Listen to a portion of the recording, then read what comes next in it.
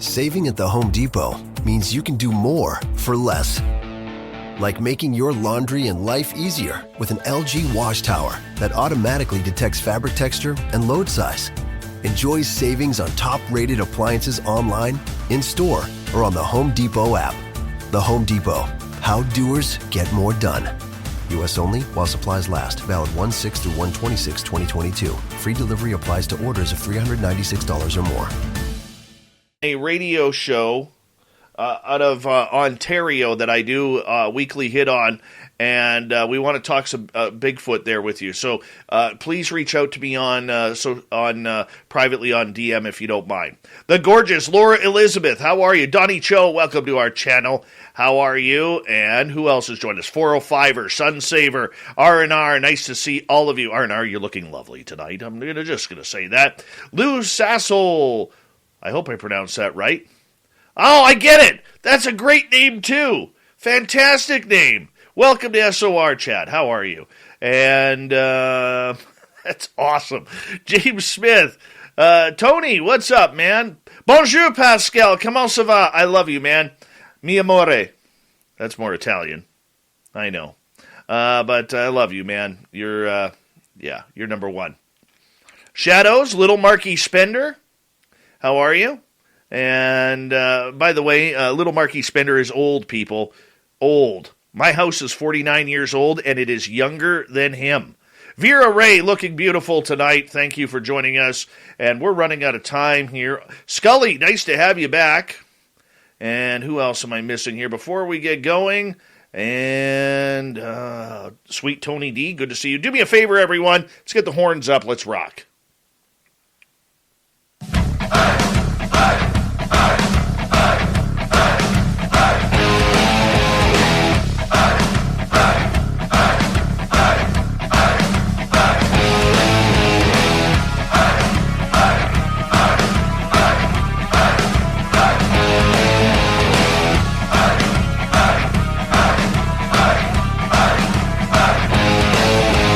From the mountains of central British Columbia to you listening around the world, this, my friends, is Spaced Out Radio. I am your host, Dave Scott, sitting in the captain's chair of SOR headquarters.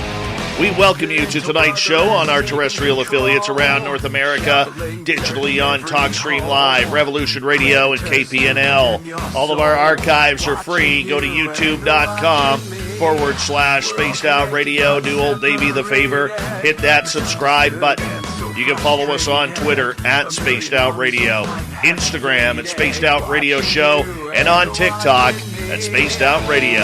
Our website, spacedoutradio.com. We have a plethora of features for you, including rocking out to Bumblefoot, reading up on Shirky Poo's Newswire. Check out our swag as well. Tonight's show is brought to you by Chive Charities. Help make the world 10% happier by visiting Chive Charities today. You can find them on our site. I tell you, what a way to get things going tonight. Nomar Slevik is here to talk UFOs, aliens, and paranormal experiences. In Hour 3, we go to the swamp with Swamp Dweller. John Hudson has a UFO report, and Shirky Poo will round things off with their great news that we have. All right, let's get right to it, shall we? Why not? Because that's what we do. Nomar Slevik has been fascinated by all things paranormal since childhood, beginning with a UFO encounter at the age of 4. Because of that experience, his life passion has been to research, investigate, write, and share UFO and extraterrestrial encounters from everyday people in a way that conveys the human element of profoundly strange encounters. You can find all of his books by going to slevikstore.company.site, and I highly suggest you do. Nomar, how you doing, man? It's good to have you on Spaced Out Radio tonight. Hey, man, how you doing?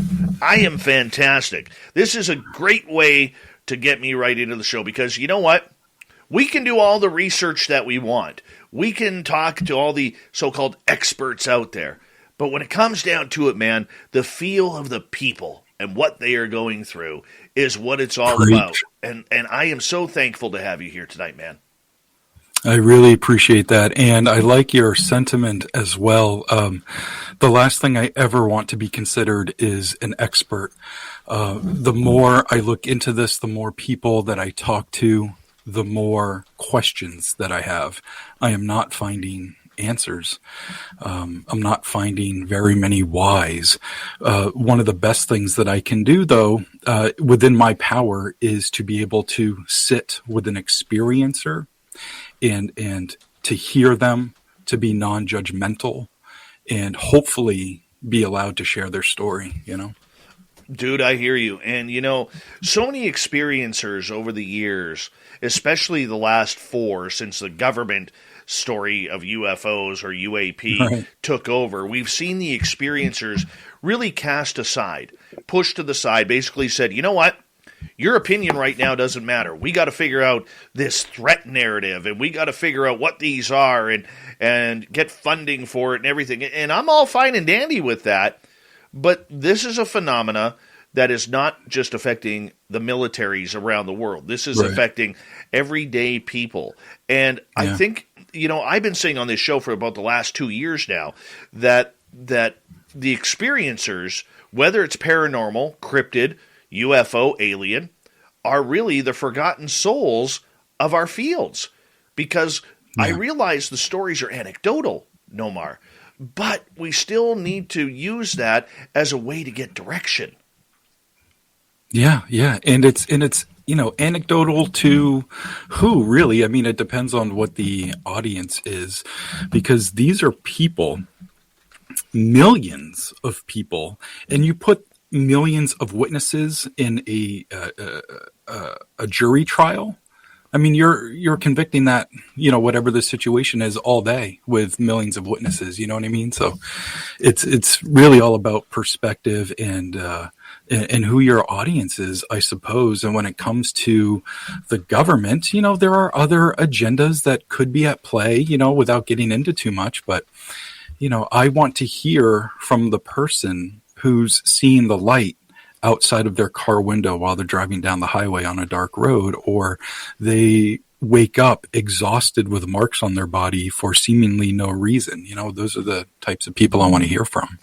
No, I absolutely agree with you on that. And, there's 2 sets of people out there that I think have a lot more answers than those of the scientific branding are giving credit for. Number 1 is experiencers.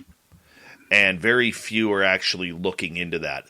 But number 2 is the indigenous, who've been here way before, the settlers ever came in. And they've been talking about these same stories for hundreds, if not thousands of years, being passed on from elders. And I'm just a firm believer, man, that the experiencers, no matter who they are, have some of the key components and puzzle pieces that the scientists just do not have and can't figure out because it sounds too woo. Yeah. And it sucks because those types of people or organizations have the resources to try to bring in all these puzzle pieces to try to put something together. And me being a field researcher and an interviewer, and, I don't have the reach that, one of these other organizations could. And it sucks that it's being looked over, I agree with you. Let's learn a little bit more about you here. Yeah. At 4 years old, how can you tell a UFO from a helicopter or an airplane? I don't think I could. And it was looking back on that experience once I was a teenager, a young teenager, but at 4 years old, and this is still how my mind remembers it. I don't see anything different. But at 4 years old, I'm sleeping in my bed, and this loud sound wakes me up. And my eyes are kind of darting around, like looking for some sort of explanation. All of a sudden, I see like my window kind of light up, and I'm hearing rain, the pitter patter of rain on my window. And I'm like, oh, it's a thunder and lightning storm. That must have been thunder that had woken me up, So I kneel up on my bed because I want to see the lightning. So I'm kneeling up on my bed and I'm watching the storm, and it's raining and it's cloudy and there's booms happening, and I'm seeing little, flashes of lightning. But then after a moment, there was this really disturbed lightning bolt. Like almost if I were to ask you to draw a lightning bolt, you would draw that jagged yellow line, and it was stuck in a cloud. That's how I remember it. And even at that age, I knew that lightning was there. It was visible for just a split second, but this lightning bolt was there, stuck in a cloud, and it was yellow, and there was electricity coming off of it, and there were booms happening. And then I don't really know what happened after that. I fell back asleep, I guess. I wake up in the morning, I go to the bathroom. On my way back from the bathroom, like walking down my hallway, it's facing my room and I can see out the window. And that lightning bolt is still stuck in the cloud. And, now it's daylight. So this kind of excited me, I suppose. And I ran downstairs to get my dad because I wanted to show him the lightning bolt that got stuck in the cloud. I bring him upstairs and it's gone. And I was trying to explain to him what I saw, and he was kind of doing what parents do when a kid is, acting that way. And he was kind of patting my head and be like, yeah. But I must have been really insistent because he kind of like had to kneel down, get on my level, put his hands on my shoulders. And he's like, buddy, like it didn't even rain last night. Like, I don't know what you're talking about, And I don't even really know what I thought. I wasn't scared. I was just confused. A couple weeks later, my parents woke my sister and I up, and it was the middle of the night. Again, I'm 4 years old, so for all I know, that was 10 o'clock at night or it was 3 a.m. I have no idea. But my parents wake us up in the middle of the night, and my mom's putting my winter clothes on me, and then my dad scoops me up, takes me outside because they wanted to show us the Northern Lights. Beautiful. It's the only time I've ever seen them. Yeah, gorgeous. And, it's these beautiful ribbons of light in the sky. So with those two incidents at a very young age, it was instilled in me that weird things happen in the sky and I should probably pay attention. And so I did. It just kind of snowballed, as I got older. And when I was a teenager and I was thinking back about some of my own experiences, I was like, oh, my God, I wonder if that lightning bolt was like the first UFO I ever saw, even though I can still only remember it as like a lightning bolt, or this yellow thing in the sky, Right. Right. I mean, that's pretty profound to have that sort of memory that it etched in your memory for this long. I mean, for you, it put you on a path to try and figure out some of these anomalies. Did you see more UFOs as time went on after this? Yeah. I think I've seen 12 UFOs in my lifetime. And one of them was fairly recently, like last month. It was December, I believe. And when I say UFO, I mean I saw what the acronym means, an unidentified flying object. That term has become synonymous with aliens, which is why, the government is using UAP as opposed to UFO. So what I'm saying is I've seen things in the sky that I can't explain on like 12 different occasions. I think a couple of those times it was probably space aliens. I can't think of any other thing that it could be, But yeah, I pay attention. I'm always looking up.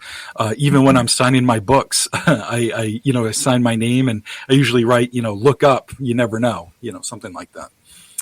But yeah, always looking up, and I do see things. And sometimes I spot something, and I'm like, oh, what the hell is that? And then I realize it was an airplane banking in the sun, and it was just the sun reflecting off a wing or something, So I don't just see something, make this huge assumption, and then, lock that away. That's another UFO encounter I can share. It's not like that. I watch it. I kind of want to make sure that I really don't know what the heck I'm looking at, Oh, I hear you there, man. I hear you there. I mean, I think we've all had that experience where we've stared up at the sky wondering, that satellite seems to be moving really, really fast. And why is it blinking? I mean, I think many of us have had that situation, but not only with UFOs, but you've also had a number of paranormal encounters and experiences too. Give us a story of what happened when that started. Oh boy. Well, I started and I was part of a paranormal investigation team. I think that started around 2010, maybe something like that. And we ran it for a few years, I think 4, maybe 5 years. And then kind of life got in the way. So it quietly and amicably disbanded, and then there's some former members now that kind of picked up the torch, and they're doing some stuff with it now, which is great. So during those investigations, certainly had some unexplained experiences, but on a personal level, just living my life, I've had some truly unexplained encounters, and one of them was when I was in high school. And I got home from school, and I usually just kind of did the teenager thing, ran upstairs, up to my room, put some music on, and, was playing Nintendo or, whatever the hell. And it was around, I think, 5:30 or so. My sister gets home, and she had gotten home late because she was babysitting someplace, and she had been dropped off, and she came home. And then my father called. And I was yelling at my sister to answer the phone, and she was doing her own thing, and she didn't answer the phone. So I was just reading Creepy Unsolved's message there. It's funny. So anyways, my dad calls, I pick up the phone, and he's, in a town that's like an hour away. And he called me because he wanted me to go down into the cellar and measure a fluorescent light bulb that had gone out, and he was buying a replacement for it. Right. So he wanted me to go down there. So, and we had cats at the time. My parents always have cats. And the big deal with the cellar door was to always keep the cellar door closed so the cats don't get down there, because there's places they can go and hide and get stuck and all that stuff. So I go down into the basement, unlock the door, turn on the light, go downstairs, and I measure the thing and get off the phone with my dad. I go back up to my room. About a half hour later, my sister comes like stomping up the stairs and like bangs on my bedroom door. And I'm like, what? I whip open the door. What do you want? And she's like, well, what the hell are you doing? You left the cellar door open and the lights on. Like, what are you doing? I had to go down there and chase the cats and get them out. And I'm like, I don't know what you're talking about. I went down there to measure something for Dad, and I locked everything up. I don't know what you're talking about. Closed the door in her face. An hour later, my dad gets home. He comes clumping up the stairs, bangs on my door. And I'm like, what? And he's like, what the hell are you doing? You've left the cellar door open and the light on. I just spent 10 minutes trying to, wrangle the cats out of the friggin' basement. All of a sudden, my sister's door opens because she heard him yelling at me. And she's like, Dad, he had left it open previously, and I went down and had to get the cats out and shut off the light and lock the door. And you're saying it's open? It was open when you came home? And he's like, yeah. And he was annoyed. He had a long day, so he didn't really want to deal with us. So he stopped yelling at me, and my sister and I just kind of looked at each other. I'm like, I closed and locked the door. And she's like, no, I closed and locked the door, and shut off the light. And that was one of the first, besides me seeing some weird things in the sky, that was like the first odd paranormal kind of thing that happened, because something was obviously continuing to turn on the light and unlock and open the cellar door. Not the scariest thing, but it was certainly odd. But nonetheless, I mean, isn't that annoying, though, man, to get blamed for something that you're not doing? Oh, yeah. And here it is the bloody ghost in the house trying to, get you in trouble here.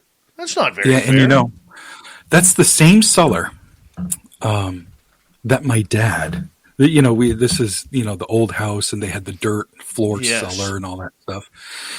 And when I was writing my first book, I sat down with my folks, and I was getting some stories from my mom, and I was telling some of my own encounters, and I wanted to make sure I had like dates correct. And, my mother's sisters had some experiences, and I was trying to get that info correct. And, my dad was there too. And he goes, I had this really weird dream about going into the cellar. And I'm not sure if that was a dream. And I'm like, what are you talking about? Because, my dad's a big skeptic, and, he's been really supportive of what I do, but he has his own belief scale, And I'm like, what are you talking about? And he's like, well, I woke up in the middle of the night and I can't hear anything. It's like I'm in a vacuum. And one of the cats is sitting on the floor, and I sit up in bed, and it's just staring up at me. And I know that it wants me to follow it. I'm like, okay. And so I stand up, and then the cat starts leading me, out of the bedroom and then down the hall and then down the stairs. And every once in a while, it'll turn back and look at me to make sure I'm still following it. And again, I can't hear anything. It's like silent. And the cat stops at the basement door and it looks up at me and he goes, okay, I guess we're going down in the basement. So he opens up the basement door. He doesn't know what happens to the cat after that. He just knows that he's down in the basement now. And he's in the basement and there's a wood stove that was kind of like in this back corner. Not even a corner. It was like this back wall. And on either side of it was very small space. A child probably could, maybe slide in between there. It was very thin, but on either side. And through behind those small openings was an even smaller opening, and that's where he would store storm windows. Where you live and where I live in the northeast of the United States, winter's cold and we put up storm windows, in the winter, help keep the house less drafty. And that's where he stored the windows. Mm-hmm. So he's facing the wood stove, and he says that this thing that was about 5 feet tall and completely green peeked out from where he stored the storm windows. He said it peeked out, looked at him, and then went back behind the wall. And he said he watched it for a moment, and then after another moment, the thing stuck its head out again, and then hid back behind the wall. And then the next thing you know, he's just kind of getting up in the morning. That's really all he remembers about it. And I couldn't believe that was my dad telling me that story, especially when he said, I'm actually not sure that was a dream. That might be a memory, and it gave me goosebumps at the time. And my mom was like flabbergasted. Why didn't you ever tell me this? And he's like, I don't know. I just thought I was dreaming at the time, But it was a fascinating story. I remember when I had the same type of father you did. My dad, when I had my Bigfoot encounter in 2013, I was all excited. And I'm like, I called up my dad and I'm like, hey man, you're not going to believe what happened to me tonight. And from installing a smart garage door opener, to installing a bathroom faucet, to removing a tree, the Home Depot believes you can do anything, especially the things we have how-to guides for. Visit HomeDepot.com for thousands of tips, workshops, and ideas for projects, big and small. The Home Depot app. How doers get more done. Saving at the Home Depot means you can do more for less. Like making your laundry and life easier with an LG wash tower that automatically detects fabric texture and load size. Enjoy savings on top-rated appliances online, in-store, or on the Home Depot app. The Home Depot. How doers get more done. U.S. only while supplies last. Valid 1/6 through 1/26/2022. Free delivery applies to orders of $396 or more. I told him what happened, seeing the Sasquatch, and he goes, no, you didn't. I said, yes, I did. And he goes, no, you didn't. And my dad is the minute you get into a conversation that he doesn't like, he's one of these guys who immediately goes deaf ears, or he goes Coke versus Pepsi, or what the Vancouver Canucks are doing, like anything to deflect. And I said, Dad, why do you think I would call you and tell you this if it didn't happen? Oh, I don't really believe in that crap. I said, I don't care if you believe in it or not. This is something that happened. It's left a mark on me now, and I wanted to tell you this story. Yeah, whatever. And I hung up the phone, and he called like 3-4 more times. I didn't even bother picking up, and I was so upset. So a few months later, I finally sat him down, and I'm like, Dad, I need to have a talk with you. And all this weird stuff that was going on with the UFOs and everything that alike. And he finally, I don't know what clicked in him. He sat. I remember him sitting on my rocking chair, and he kind of leans back, takes a deep breath, and he goes. At this time, he's 67. He goes, I'm 67 years old, and there are things out there that I don't understand. And so when we moved up north, I was doing a ghost tour at the local museum that I ran, and I took him on the tour. And, cool. And he had a K2 meter in his hand, and it was like bright red. And he goes, hey, son, what does this mean? I'm like, well, Dad, there's a little girl up here, and she's probably next to you. And he starts shaking. Wow. Right? I said, Dad, why don't you put your hand out and ask her to hold your hand? And be damned if he doesn't feel the hand of a little girl go in his hand. And he's like, son, I could feel her. And ever since then, he's like right into it. He doesn't watch the shows or anything, but he's just like, hey, man, there's something out there now.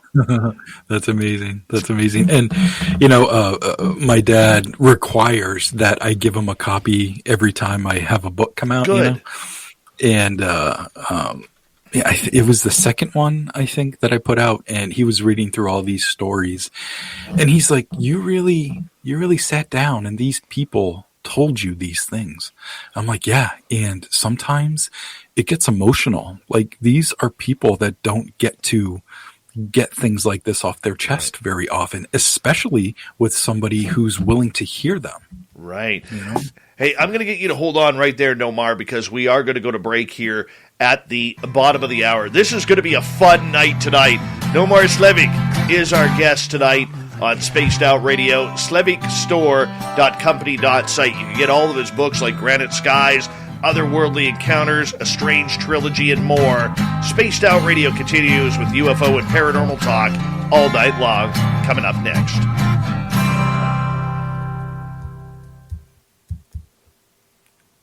Hey, Jeremy Jones. Thanks, man. Right on, man. This is a good start. Solid start. Besides you looking like my younger brother of 15 years previous. It's awesome. It's awesome. Shout out to Dylan and Connor and Laura. Yeah. What's up, guys? Yes. Also, shout out to Aroma Joe's. I'm drinking an Aroma Joe's coffee specifically in Ellsworth, Maine, but they actually have locations all around Maine. But this is good stuff. Shout out to the 108 Mile Lake that provided my water tonight.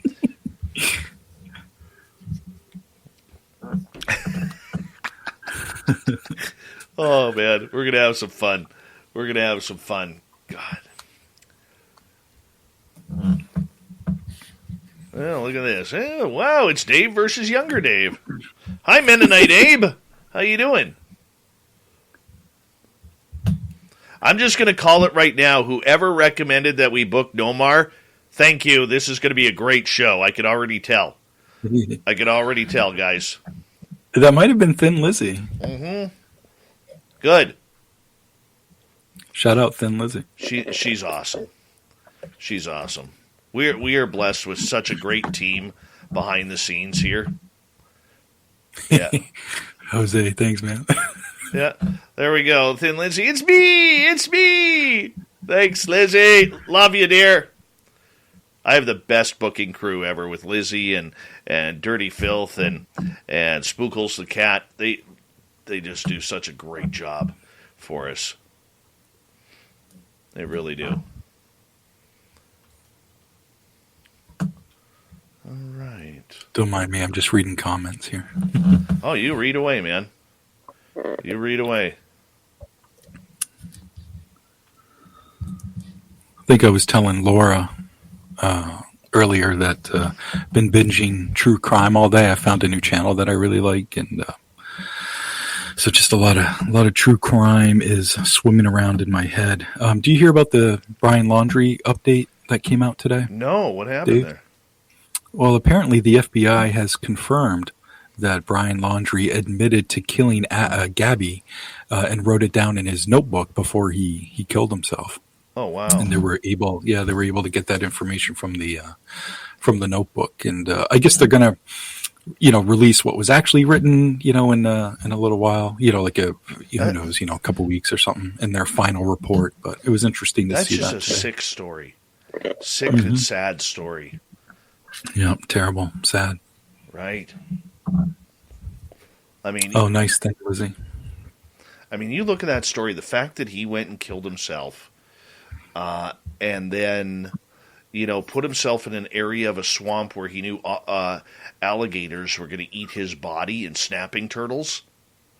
Right. That's pretty sick thinking right there. Yeah, and some people brought up in the comments here, like, the surprise the parents haven't been charged yet. Like, me too. Like, he came home solo. You know what I mean? Like, it had to have told his parents what was going on. Oh, I'm sure there's a lot of investigation there going. I really do believe I would think that. so. So. My ears are plugged. Trying to pop them right now. Trying to pop them. All right. Let's get rid of that. And let's see here, right there. Could I technically swear during this time if I wanted to? If you wanted to, now is okay. I don't want to, but Oh yeah, I like having the option. it's quite all right. It's quite all right. How's everybody doing in the chat? Enjoying the show so far, I hope. They're all hanging on out, doing their thing. Definitely Jeremy. Jeremy and mentioned Ayla Reynolds, and that's a pretty big case out of Maine. True crime case. I think there was some recent updates to that. Something with the father. He's finally getting questioned or something. Something like that. Oh, you're in Waterboro? Cool. Hi, Sunrays on Twitch. How are you? Thanks for tuning us on in. We got about 30 seconds. Thank you to Dry Toast for the awesome super chat. It is a wonderful way to support what we do on this show on a nightly basis. If you're new, don't forget to hit that subscribe button, ring that bell. Give us a thumbs up, thumbs down, thumbs sideways if you want. We'd appreciate it. And after the show, make sure that you hit a comment on what you think of what we're chatting about tonight. So let's have some fun. Not yet, Tracy. We're going to get going here in about 10 seconds. Hi, gorgeous Marie. Hi, Eva. And I'll get you to hold on there, Nomar. We're going to get going right now.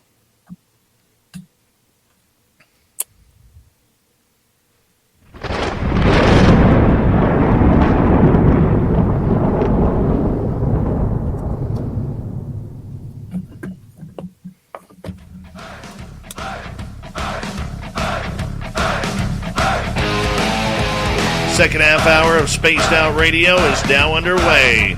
My name is Dave Scott. Thank you so much for taking the time to join us. We really do appreciate it.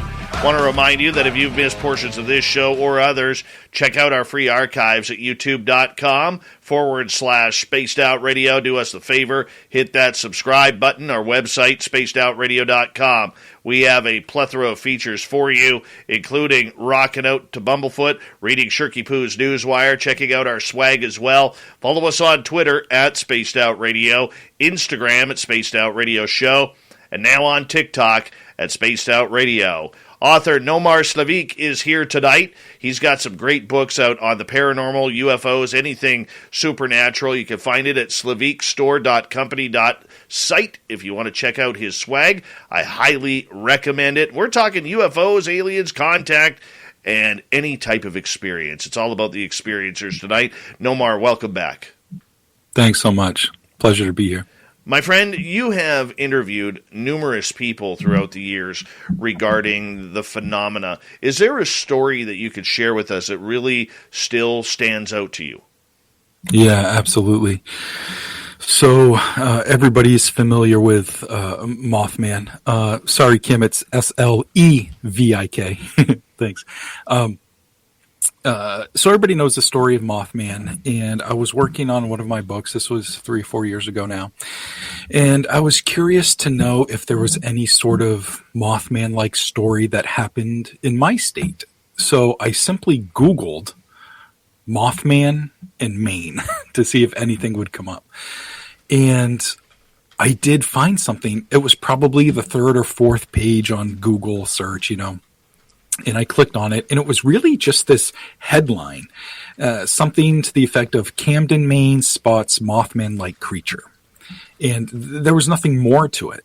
So then I started searching Camden, Maine, Mothman sighting, blah, blah, blah, based on what I had found there, and I kept finding that same headline. I couldn't get this full story, and I was fascinated by it. The town of Camden, Maine, at the time was only 45 minutes away. And if there was a Mothman sighting that close to where I live, of course I wanted to check it out, but I would have driven anywhere in the state to go see. So I have a lot of colleagues in the field, and there's this woman. She's a friend and colleague. Her name is Michelle Sawyer, and she actually just put out a book about Bigfoot in Maine. So check that out. Shout out, Michelle. But I sent her that information that I had found, Camden Man spots Mothman. And she did some digging around. And a few days later, she found not only the write-up, but also the gentleman's name. So the write-up wasn't very much. It was just about a paragraph. But I had the name. So I plugged that into the old Facebook machine. And I started messaging everybody with that name that was from the state of Maine. And you know how that is. You write this little copy and paste message. And, if this isn't you, sorry for bothering you. After the, 8th, 9th, 10th attempt, it was the right person. I found him. And I asked him if he would be willing to share his story with me. I explained that I was an author and that I'm working on a book and all that good stuff. And he said yes. So he goes on to tell me this story that I think it was 2002. He was 17 years old at the time. And Camden, Maine is a small coastal town. Think any Stephen King movie with a small coastal Maine town. And that's the kind of town this town is. And he was downtown walking towards his apartment, which was about a mile away from town. So there's this little hill that he's walking up, and he's just walking on the road, and there's not many cars, small town. It's September, he's back in school, so there aren't the tourists all over the place. And he's walking, and while he's walking, he's hearing this chirping, squeaking sound, and it's unfamiliar to him. So he's looking down at his feet to see if there's like this rat or mouse he's about to step on or something. And while he's looking down, he sees this huge shadow go by on the tar. And he's like, what the hell? So he looks up because obviously something was casting a shadow. He looks up and he says that he saw this gigantic flying oddity. He said the body was about 4 to 5 feet long. The wings were, we'll get to the measurement of the wings, but the wings were really long. And he said the wings looked bat-like and they were translucent. And then he also said that the head looked like this little square or something, and there were tubes coming out of it. There's actually a drawing of it that he did that's in the book. So this really weird thing that he's seeing flying above him, and it's making this chirping sound. So he's watching it, and it kind of scoops down, and then it scoops up over the apartment building that he lives in. And it proceeds to fly into the swamp that's behind their apartment building. He said when it kind of scooped up and flew over the apartment building that the wings measured from one side of the eaves to the other. And he measured it, and it was 25 feet long. That's like the size of a Cessna or something. And that thing is flying above him.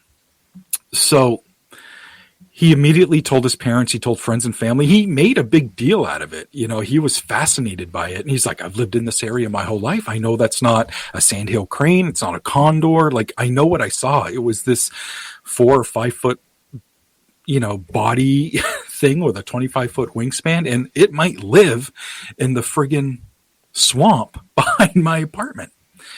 And, people aren't calling him a liar. They believe that he saw something, but they can't put a whole lot of weight into it because of, they didn't see it for themselves.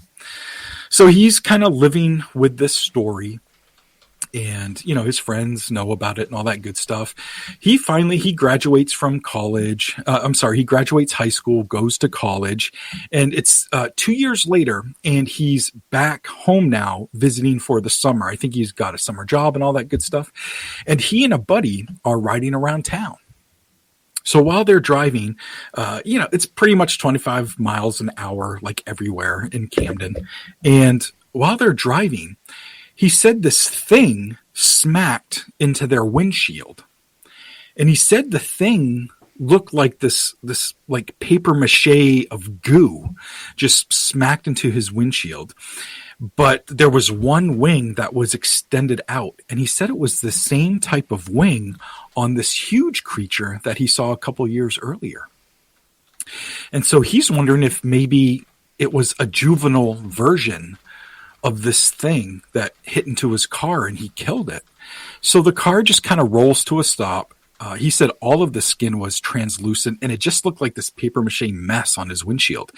And the car finally comes to a stop. Then all of a sudden, one of the wing flutters and then the whole thing comes to life and takes off. And he and his buddy are just like, what the hell was that? And they both had this eerie sensation during this experience.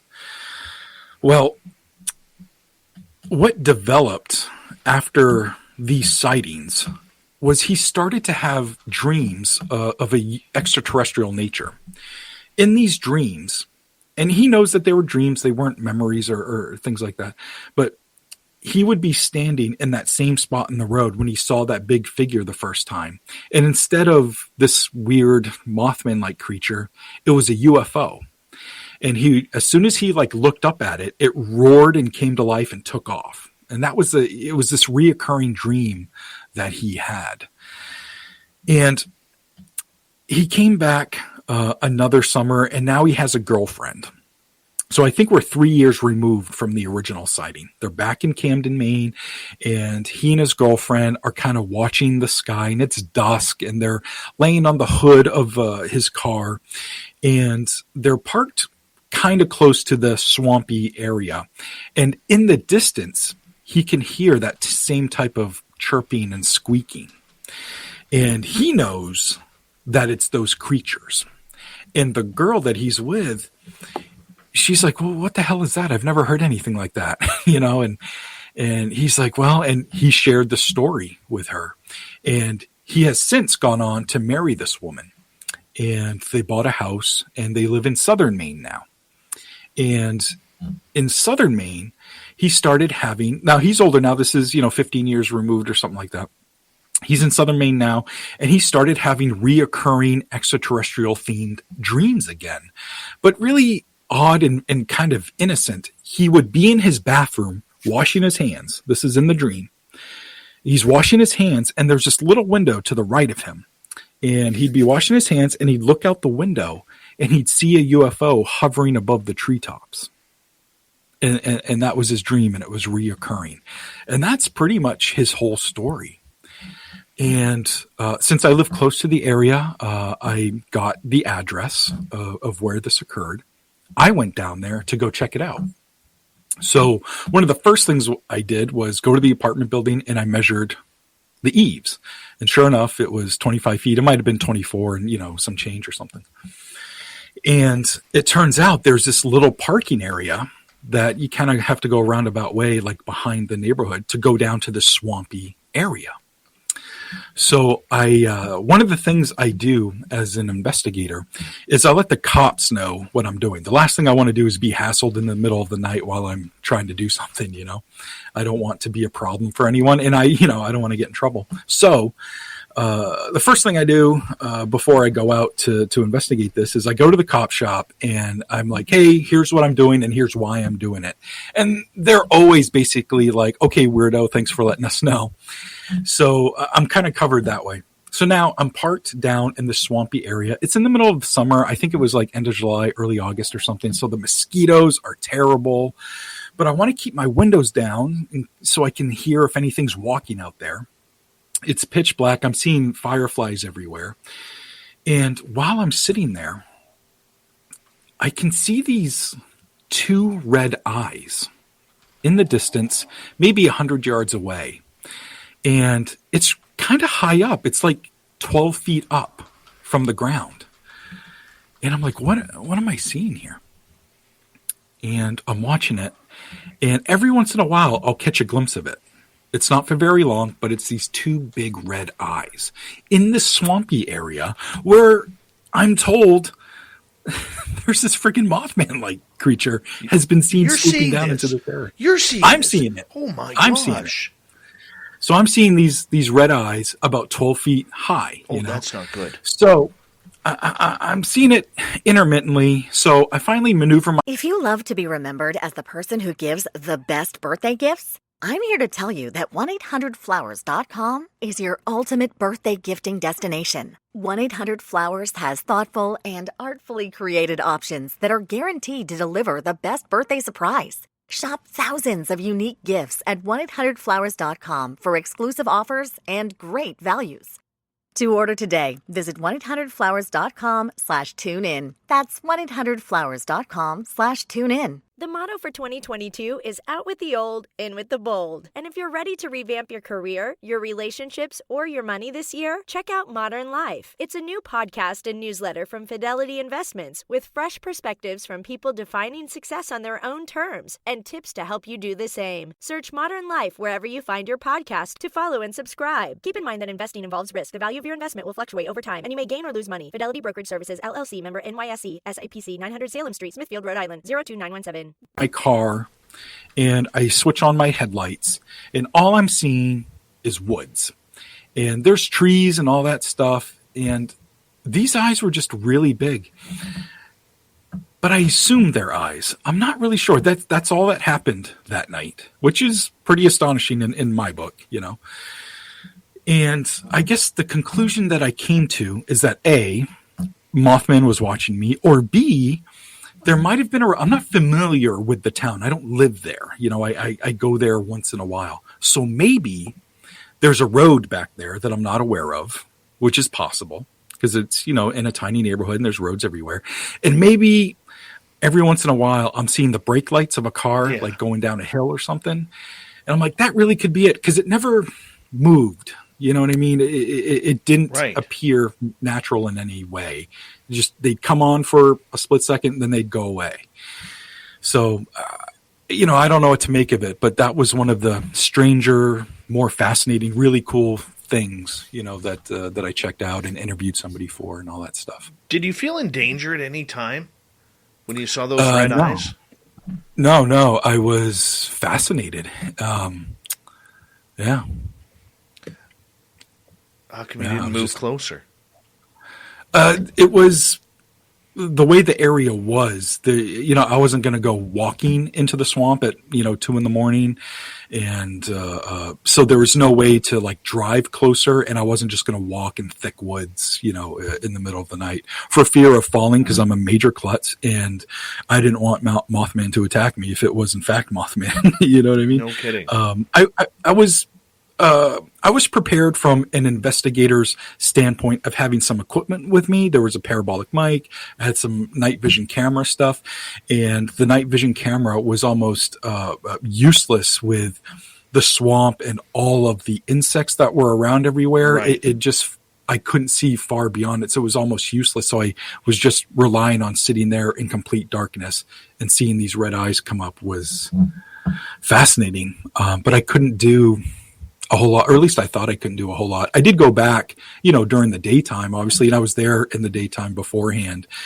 And to get to where that area was, there's just no other way than walking in swampy stuff. And again, I wasn't going to do that. But I do know that there are two roads that kind of are behind that area. And where I was parked, maybe the angle of a hill or something. So I at least know that there are roads kind of beyond where I saw those eyes, Well, I like the fact that you were very open-minded to the fact that it could have been a Mothman, but you're also skeptical enough to know that there is potential other possibilities.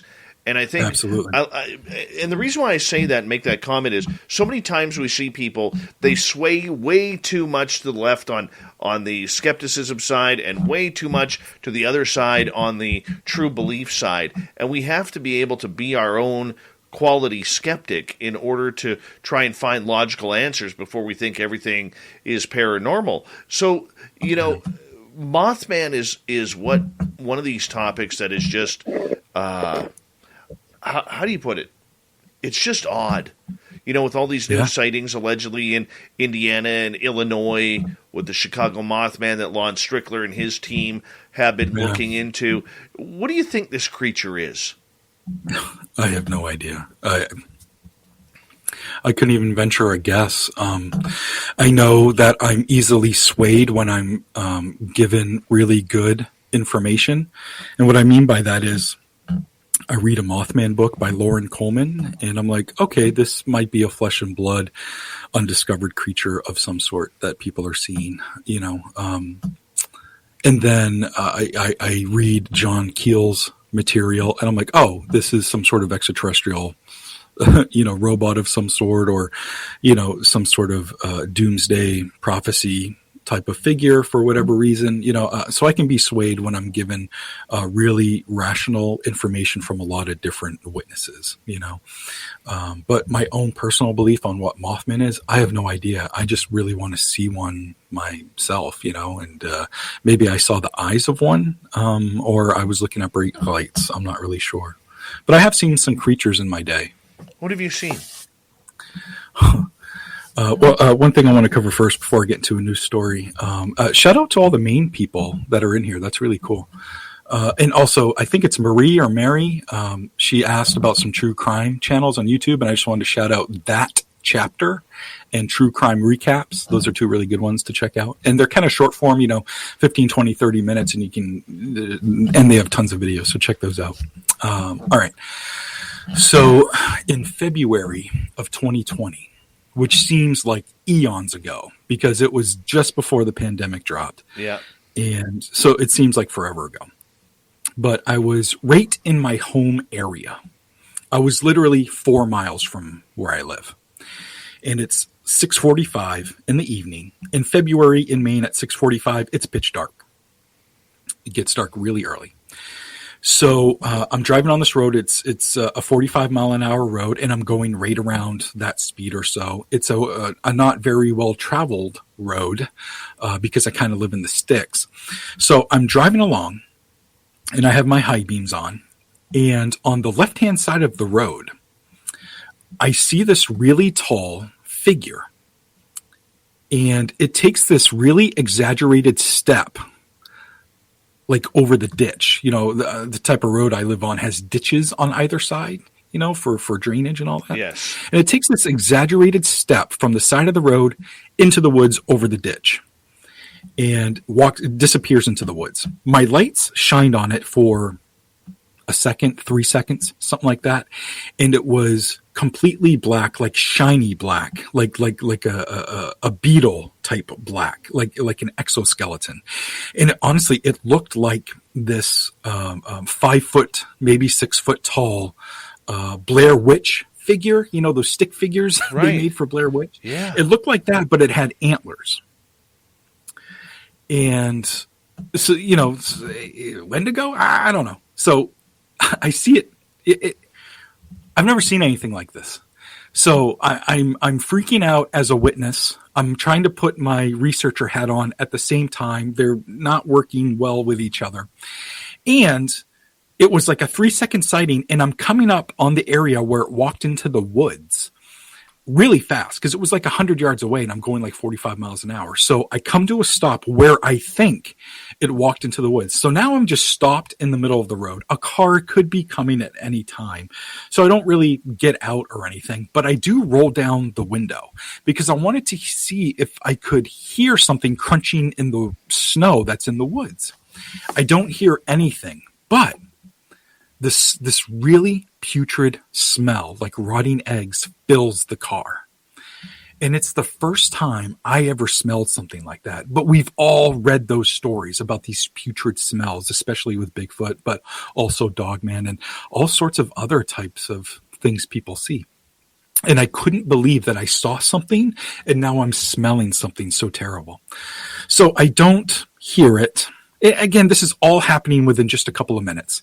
I don't hear anything. I'm smelling this thing that's terrible. And it's so bad that I had to roll all 4 windows down for the rest of the ride home, which was only a few miles because it stunk so bad and I couldn't stand it.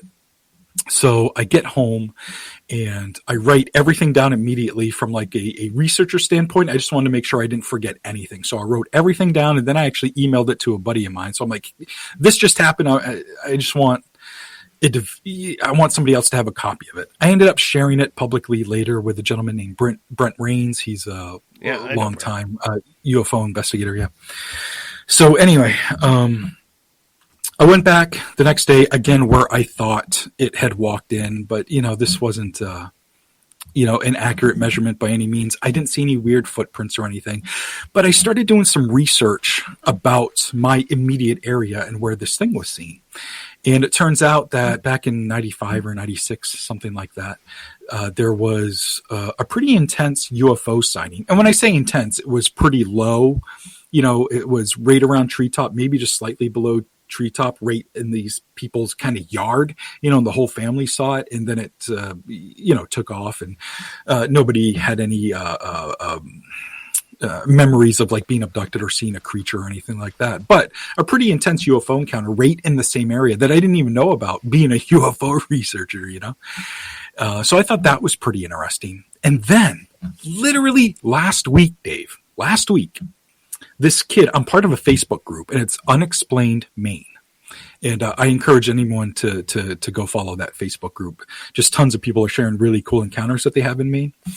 So I'm a part of that group, and I'm scrolling through, and this kid who lives in the next town over from me talks about seeing this tall, lanky creature with antlers following his friend group as they're like walking. And they're seeing it out of the corner of their eye. They're seeing it hide behind something and peek out. And he said that it was really distressing to all of them. And now he feels as though it's attached to him in some way. So I responded to his post and let him know what I saw. And then I let him know what, again, I'm no expert, but what I have heard about research for things like that, and, where silver and, sage and salt and, old wives' tales, if you will, but things that might be able to help with that, Oh, man. We'll continue that story when we come back, because I think there's a lot more to it than where we're going. I love story time, man. Absolutely love story time with real experiences from real people. And author Nomar Slevik is our guest tonight on Spaced Out Radio. Find his books, slevikstore.company.site. Highly recommend them. We're having a great time. We got Nomar for another hour here on the show. Let's have some fun with experiencer stories next.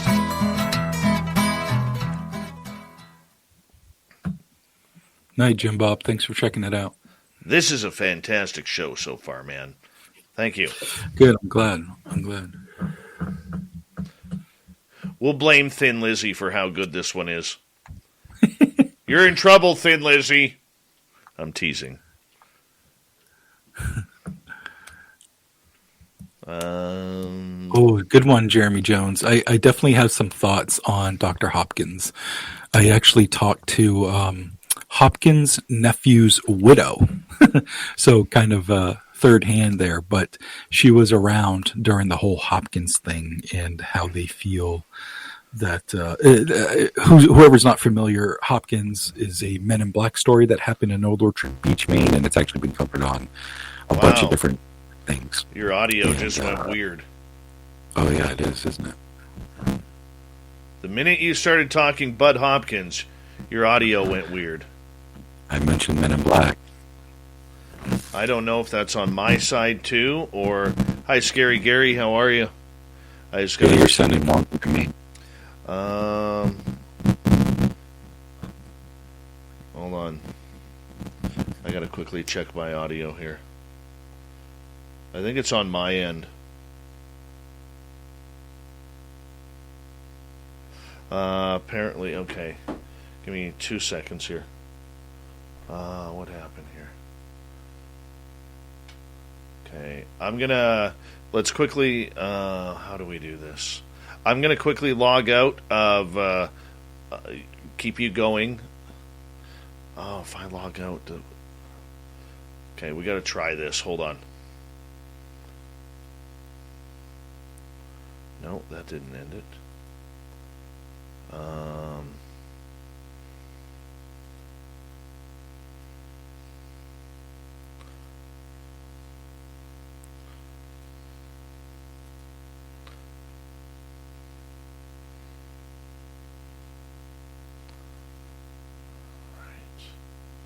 Testing.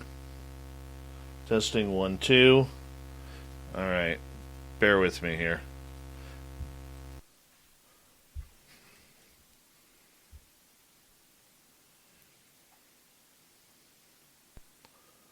All right, we should be clean now. We should be clean now. All right, I figured it out. I've had that happen once before, and I didn't know what it was. Your microphone's on mute. If you want to turn your mic on. Or is it me that put you? No, it's you. It's not me, it's you. No. Yeah, we got it. We got it cleared up there. Cool. And no, just one of my audio programs just kind of went wonky there for a quick second. Gotcha. Mm-hmm. So what you're saying is MIB. The Mibs. The Mibs. Lovely Lavira is back. How are you? Who did I miss? Oh, hey, Clam. Let's see who else has come on in here. Yeah, that's right, Kira. Little Bobby Birkins. Scary Gary. There we go. Now we're all caught up. I'm good now. Yeah, R.I.P. Bob Saget, Meatloaf, Louis Anderson. Some folks we lost recently. I saw some R.I.P.s earlier. Smoky Mountain Wanderer, good to see you. Who else came in here? Steve Wolf, the Gorgeous Magic Maiden, Joe Smith, Stephen Finnegan, good morning to you in the UK. Here come the hour 2 people. They're coming. They're coming for us. You sound a little lower in my headset now. Do I? My sounds loud. I'm not piping up for yet. Gotcha. Radio voice hasn't come through yet. We got about 2 minutes. Gotcha. Mm-hmm. Clifford Mahooty. The Gorgeous Dirt Road. How are you? Little Nicole Sakic. How are you? I always got aliens, Uncle Dale. Always got aliens.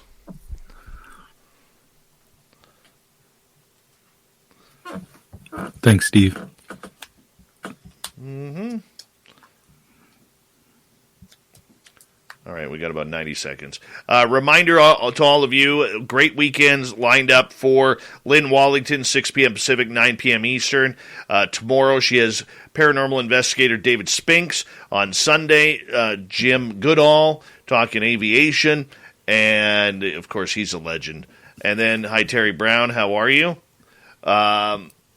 And then the after-hours show, Big Willie, Gemma J, John Hudson coming on in right after Lynn to take you into the night with After Hours. And, of course, don't forget Las Vegas Spaced Out Radio Party, April 22nd to 24th. We're going to do a live show in Vegas. We are. If you want to go and you're 100% confirmed that you are going, let us know at info@spacedoutradio.com. We've got about 22, 23 people confirmed right now. That's a pretty good total. And we're going to have a good time. So, yeah. We got 30 seconds here, everyone. 20 seconds. Got you.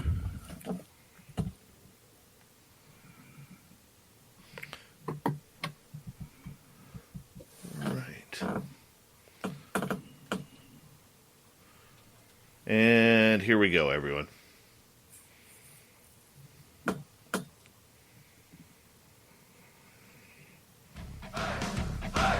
You're listening to Spaced Out Radio with Dave Scott. Follow Dave on Twitter @Spaced Out Radio and on Facebook, Spaced Out Radio Show. Hour number 2 of Spaced Out Radio is now underway. My name is Dave Scott. Thank you so much for taking the time to join us. We really do appreciate earning your listening ears wherever you are on this beautiful planet we call Earth. Hello to everyone listening in on our terrestrial affiliates around North America, digitally on TalkStream Live, Revolution Radio at KPNL. All of our archives are free. Go to youtube.com/Spaced Out Radio. Do old Davey the favor, hit that subscribe button. The Desert Clam has set the password for tonight in the SOR Space Travelers Club. Cacography. Cacography is your password. Use it wisely, space travelers, as a clam sets the password each and every night right here on Spaced Out Radio. Our website, spacedoutradio.com. We may have a plethora of features for you, including rocking out to Bumblefoot, reading Shirky Poo's Newswire. Check out our swag as well. Follow us on Twitter at Spaced Out Radio, Instagram at Spaced Out Radio Show, and on TikTok at Spaced Out Radio. Author, podcaster, Nomar Slevik is our guest tonight on Spaced Out Radio, and we are talking about people's experiences, because we both agree that experiences are really the way to many answers of the unknown. And you can find all of his books at slevikstore.company.site. Highly recommended for your library. Nomar, welcome back. Thanks so much. It's been fun, man. Let's get to some UFO sightings. You have written about UFOs and encounters people have had with extraterrestrials. What are people telling you about their encounters? Well, I talk to a wide gamut of people, and I get lots of different stories. There are some common threads, here and there, especially in regards to abductions. But a big part of talking to people is recognizing the mental health concerns that present themselves with these experiencers. I myself, I struggle with my own mental health issues. I struggle with anxiety and depression. Me too. I to this day, I have suicidal ideation. Some days are really dark, and I'm still here. A friend of mine told me, just get to midnight, just make it to midnight, and stop looking at so much of a big picture, because I can get overwhelmed sometimes, and sometimes I can really be hard on myself because I wasn't as productive as I thought I should have been or something. And I'm looking at, the next 4 weeks or, the next year when I'm involved in working on a book. But if I can just make it to midnight, I know I'm going to be okay. You know what I mean? So what I found is that a lot of experiencers are suffering from their own form of PTSD. And it's not even their own form of PTSD. It is PTSD. Their catalyst for it is different. My catalyst for anxiety and depression is family. It looks a little different for everyone. For some, it's mom and dad. For others, roommates who feel like family. And for others, it's your significant other, their golfing buddies, your children, a high school soccer team starting lineup, and oh look, they're all taking you up on the offer to stay for dinner, really testing the limits of that phrase, the more the merrier. But no matter where you call home, Geico makes it easy to bundle and save on home and car insurance. Easier than making 3 frozen pizzas and assorted frozen veggies into a cohesive meal. The motto for 2022 is out with the old, in with the bold. And if you're ready to revamp your career, your relationships, or your money this year, check out Modern Life. It's a new podcast and newsletter from Fidelity Investments with fresh perspectives from people defining success on their own terms and tips to help you do the same. Search Modern Life wherever you find your podcast to follow and subscribe. Keep in mind that investing involves risk. The value of your investment will fluctuate over time, and you may gain or lose money. Fidelity Brokerage Services, LLC, member NYSE, SIPC, 900 Salem Street, Smithfield, Rhode Island, 02917. Is not extraterrestrial. I didn't have the best childhood, and there are factors that in my personal life that have added to that. So, but some of these people that I talk to, their issues are these extraterrestrial encounters that plague them, and sometimes it plagues them their whole entire life.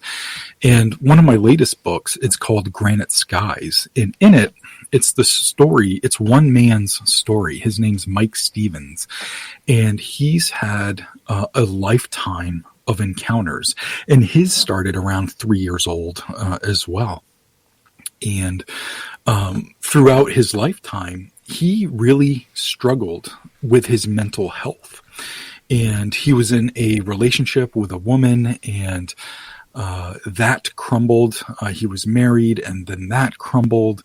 And he's a father, and he's actually always had a really great relationship with his daughter, which is awesome. But he's been struggling internally for so long.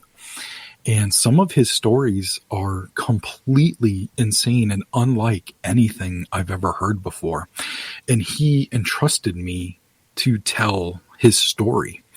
And with how raw and genuine he was with me, I felt for the reader that I too had to be genuine and raw with my own emotions and what was happening in my life during this process. And what he was going through was triggering to me. And I share in the book, things that I had been struggling with. So setting out to write this book, the UFO field is riddled with tons of books, and it's hard to get your voice out there. And why the hell do I even want my voice out there? What else can you write about that hasn't already been written about the UFO experience? Well, in my opinion, it's the true experience, the good, bad, and the ugly when it comes to the experiencer. And if we can tell the ugly part of these stories along with everything else, it helps to normalize the conversation about mental health and suicide. And so more people are comfortable, hopefully, in sharing their story. And even if they can't share their story, at least they know Mike's story and they're not so alone. And that's a really good thing as well. Hopefully somebody reads the book and it saves their life. We save one life, that would be amazing. That was a bit of a rant, sorry there, but it's certainly something that's become important with my research and my work over, the last 5, 6, 7, 8 years is being comfortable sharing their truth within their encounter, if that makes sense. It does completely. And much like you, I am very open about my depression and anxiety that I suffer from. I have been med-free since 2014, and the good part for me is doing this show on a nightly basis gives me enough of a high with the endorphins that I actually stay away from those dark clouds. And as I've got older, I've been able to really try to contain my thinking from those dark sides, So, anybody who talks about it is a winner in my books, because this is a subject that has been pushed under the rug for so long, especially for men. Men have, I'm not saying this doesn't affect women, because it does. It affects everybody on this planet. But from a man's point of view, men are always taught, buck up, toughen up, hold those feelings in. And we're not allowed to allow them to express, which is why male suicide rates are always much higher than female suicide rates. But, the idea that you're actually going into these places, talking to these people who are suffering after what happened to them. Tell me about the power, and tell the audience about the power of sitting across from someone and looking them deadpan in the eye and saying, I believe you. It's devastating and amazing all at the same time. There was this woman an older woman who I met in a diner in the town. I drove to her town, and, we met in a public place, and we had spoke beforehand about her encounter, and I wanted to interview her in person. So she tells me this amazing story, and I'll tell that story first, and then I'll get into what it was like being there. And this is only part of her story, because we sat there for like 4 hours. But part of her story is, this took place in the 90s, and she was married at the time, and she had 2 kids at the time. The kids were teenagers, And it was about 9:00 at night, and the kids were downstairs and they were getting ready to watch a movie. I don't know if it was, a DVD or, a VCR tape, or if it was on TV. I don't know. And the parents were upstairs and the husband was already in bed and she was getting ready for bed, and they were going to watch their own movie in bed. So he's already in bed and she's in the bathroom kind of getting ready for the night, brushing her teeth and all that stuff. And her husband notices this weird light outside their window. And he goes, "Hey, honey, like, what is that? That's not the moon, is it?" Because I guess it was really bright. And so she comes in and she looks out the window and she's like, "No, that's definitely not the moon. I don't know what that is." And it was like this really big ball of light, and it was, above the treetops and kind of high in the sky, but they knew it wasn't the moon. So they go, "Well, let's go downstairs and go outside and look at it." So they come downstairs and they start going outside, and the kids are like, "What the heck are you guys doing?" They're like, "Oh, there's this weird light outside. We're going to go see it." And they're like, "Well, we're coming too." And they're like, "Okay."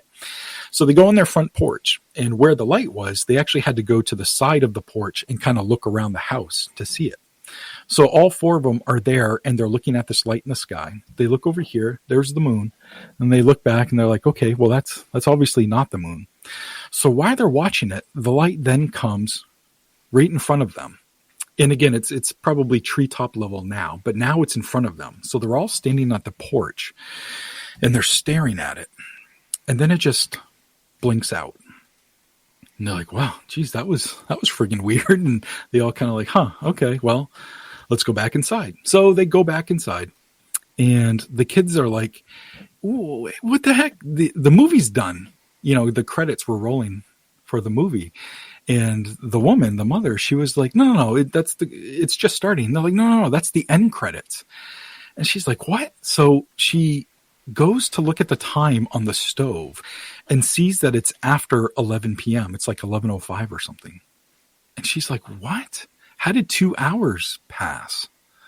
This makes no sense." And the family didn't know what to make of it. They still don't know what to make of it. There's no memory, but they had 2 hours of missing time as they stared at this light that was in the sky in front of their home. So we're in the diner and she's explaining all this to me. She's in her 70s now. And it's really powerful to be with a witness. It's fine if they don't want to meet and we can go through Facebook or email or maybe even talk on the phone. But if you can meet with a witness, you get to hear the tone in their voice. You get to see their body language. You get to feel the emotion of what they're telling you. And by the time she was done telling me her stories, she had tears welling up in her eyes. I was feeling the emotion as well, and my eyes were welled up. And she looked at me and she said, I just want to know why me. Tell me that. It's the only thing that I need to know. I'm 70-something years old. I just need to know why. This is why I'm meeting with you. Whoa, that's a big thing to put on me. So big time. I look at her and all I could say is, I have no idea. I have no answers for you. What I can tell you is that I'm going to share your stories, and maybe somebody else like you will read the story that's had their own experience and is feeling some kind of way about it. And they'll read your story. And at the very least, they'll feel like they're not alone. And that's a really big deal in my book. And that seemed to satisfy her. She understood and totally got the power of somebody not feeling alone because she's sharing her story. So that worked for both of us, but that's the power of interviewing a witness in person. It really is. But I mean, when you can see that raw emotion, and I think a lot of people who are, fed up with the anecdotal stories, as they're called these days, the anecdotal eyewitness testimony. I mean, yes, the brain isn't going to remember absolutely everything 100% to a T. But if it remembers 70, 80, 90% of what happened, 95%, I think we're doing pretty good there. And sure. I don't think a lot of people who rip these people for their anecdotal stories really understand or convey the emotions that many people go through. And it's not just about lights in the sky. This is about something a little bit different. About, as you said, we got missing time here. We got missing time. She doesn't know what's happened with her family. She's feeling guilty right now because what did she put her family through? And Exactly. that's hard on someone. And Yeah, like she felt assaulted. And being assaulted by something invisible or something that you Right. can't explain rationally to a police officer or whatever you need to do in certain situations when you are assaulted by something physical, meaning another person, they don't have an outlet but to feel that feeling of assault or being taken advantage of or however that person is feeling about the experience. I can't imagine. You know what I mean? I haven't had missing time. I haven't felt assaulted by any of my experiences, Mm-hmm. Have you been So taken? I don't think so. See, I have. Okay. And I can tell you there are experiences that I will share with the audience, and there are experiences that I just don't feel comfortable in discussing outside of me. Yeah. And Yeah. there's very few times that has happened, and I think the It's big lonely. That's got to be a lonely feeling for some of those experiences, right? It is. But when you look at it, you're trying to protect yourself.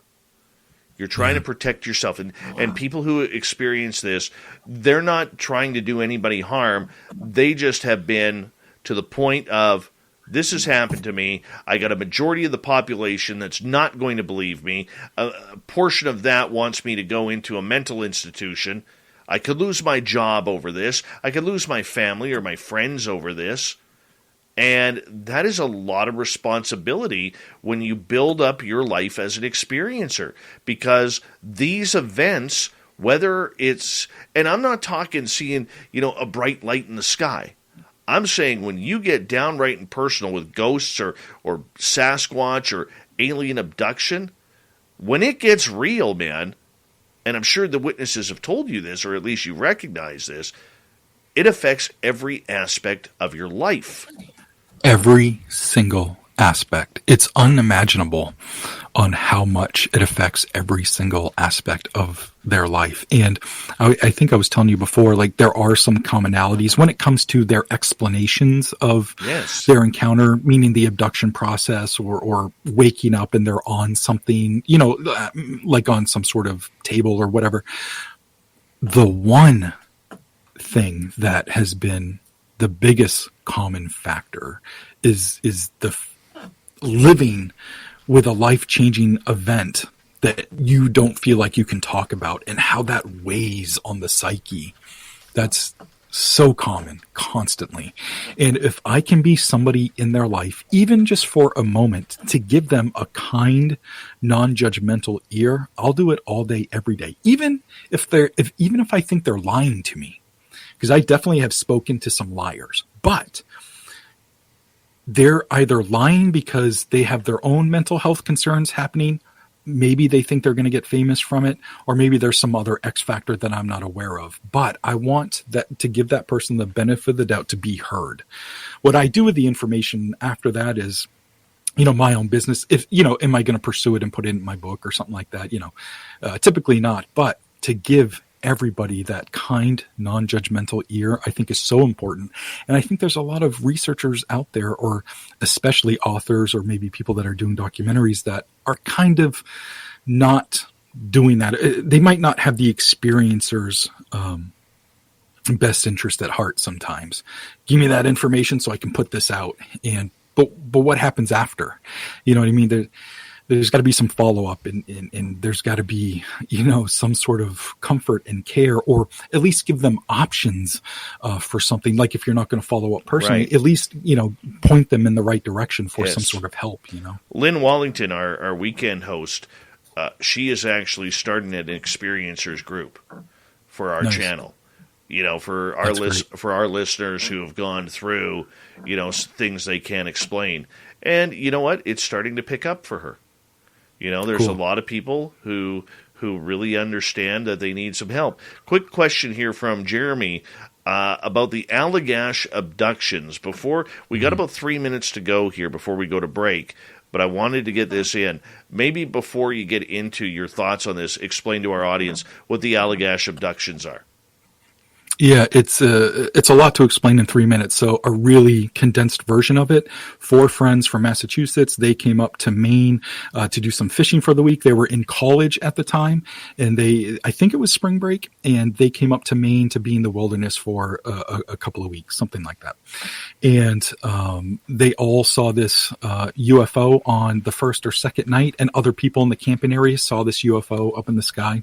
A couple of nights later, they're doing some night fishing. They light a big fire on the beach so they can make their way back after they're done night fishing.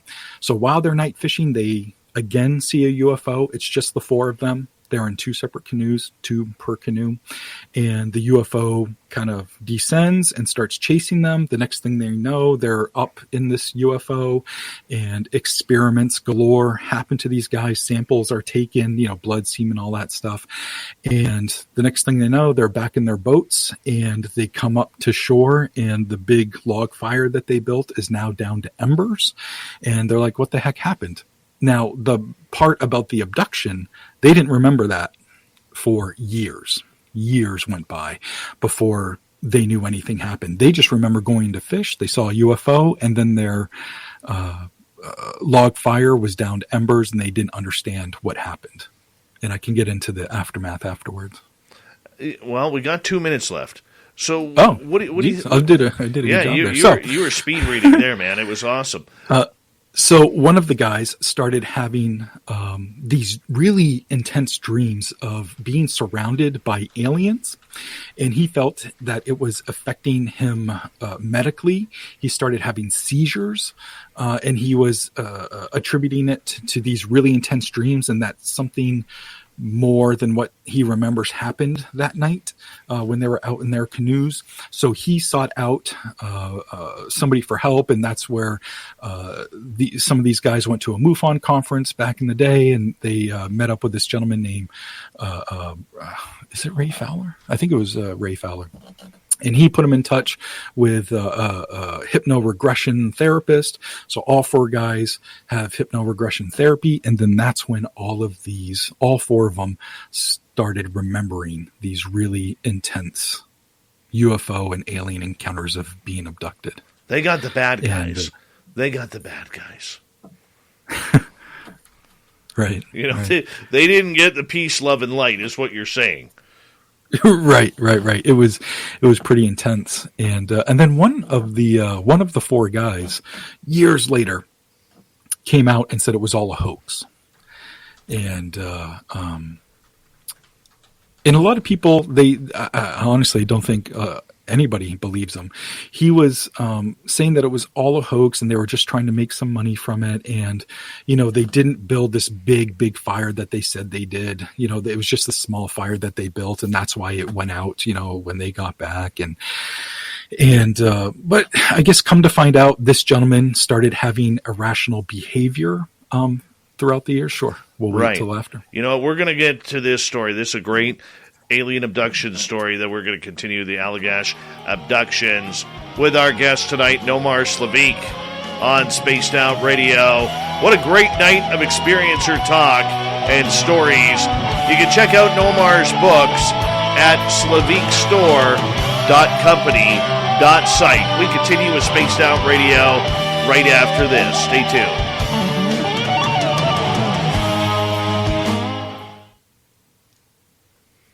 You know what, though? The problem that I have with that guy coming out and saying it was all a hoax is every skeptic who never wanted to believe that story now says, see, I told you it was a hoax. And in the meantime, the guy is probably doing it because he's tired of everything that's gone on. But we'll get into that. We'll get into that when we come back. Yeah, we'll get into it. Yeah. And Kim asked a question, and it was just one guy, Kim. Yeah. All the other 3 stand their ground. One of their two of them, one or two of them were actually art majors, and one of them like drew a comic book about their experiences, and you can find it on eBay and stuff. I have a copy of it, but it's a cool thing to have. It's a comic, written and illustrated by one of the experiencers. So pretty cool stuff. Right on. Right on. You having fun so far? Yeah, this is fun. Laura is saying something here. Something strange in the sky. Oh, yeah.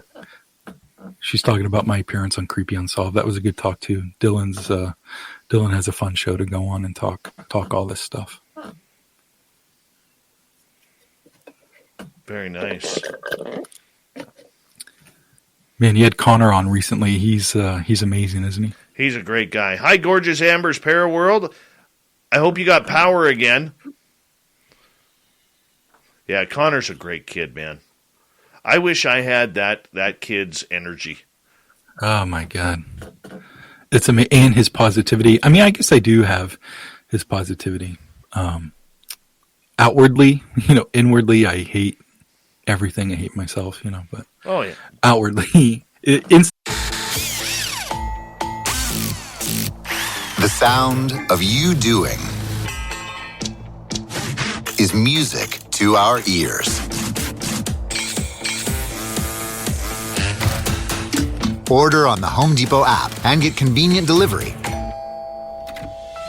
so you don't have to stop doing when you need something. The Home Depot app, how doers get more done.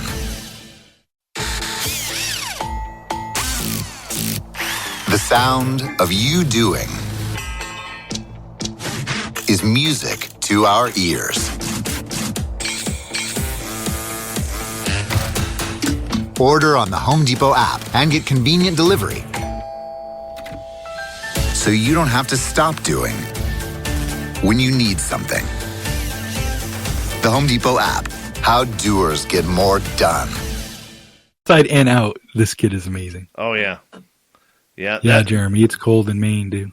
Yeah, Connor's a kid that really lives every minute to its fullest and appreciates every minute. Is that a Burbs shirt or Burbs movie shirt? Yeah. Very nice. Thanks, Donnie Cho. I appreciate the second super chat here, man. Thank you so much, Donnie. By the way, roll call. I'm seeing a lot of new faces in here. Roll call. Where is everybody from? I always like to know where our people are from. Let me know if you don't mind, please.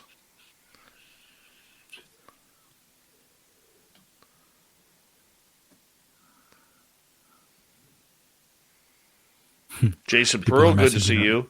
Sorry? People are talking about The Burbs now. Yeah, it's a great movie. Yeah, we got Connecticut, Baltimore, cool. Wisconsin. Oh, nice. Raven and Ryan. Raven is Ryan. You're in Dallas. Cool. Kansas, Idaho, Tennessee, Oregon, Idaho, Ohio, California. Hi, John Brown. How are you, man? Mount Rainier, cool. Illinois. Nicole in Illinois, you've been hearing about those Chicago Mothman? Sensational Sherry, you got to go in the other chat room. Alabama, Alaska. Who's in Alaska? Oh, Shadows, you're in Valdez, Alaska. Very cool. Very cool, man. West Virginia, nice.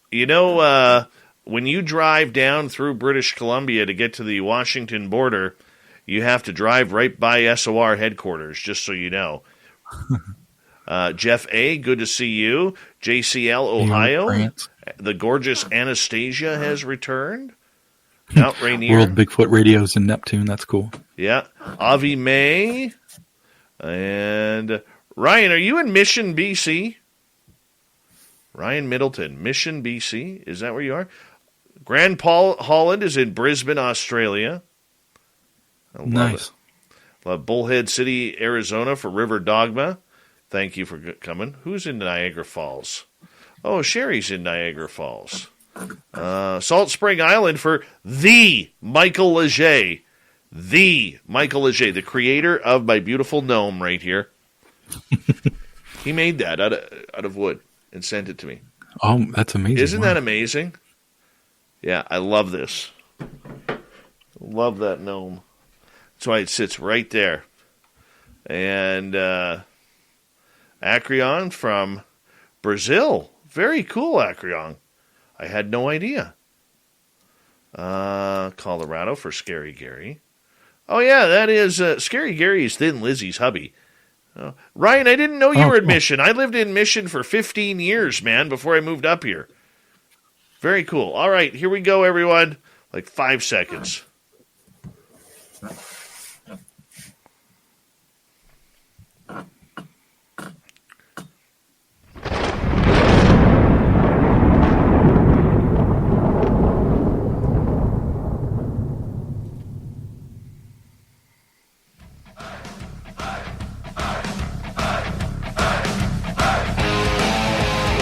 We passed the halfway point of Spaced Out Radio tonight.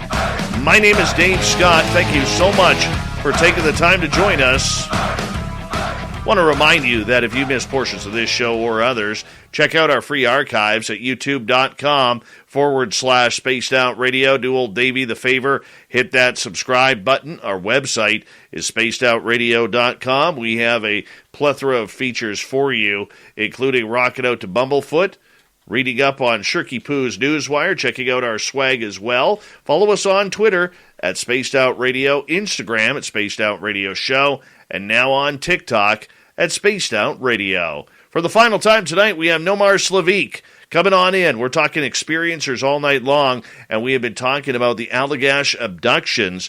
And before we bring him back on, let's give his website where all his books are, including Granite Skies, Otherworldly Encounters, A Strange Trilogy. It's at slevikstore.company.site. Nomar, it's been a pleasure having you here tonight, man. I absolutely have had so much fun with you. Yeah, it's been fun. Been fun telling stories. Right before the break, you were talking about how one of the characters in the Allagash abductions all of a sudden came out of nowhere saying, it was all a hoax. I got a problem with this, and let me explain why. Because a lot of these people who have these experiences are traumatized, and they can't handle the pressure, the criticism, the skepticism, the people continually pointing in the face, you're a liar, this didn't happen. And one of the easiest ways to do that is to say, we hoaxed it.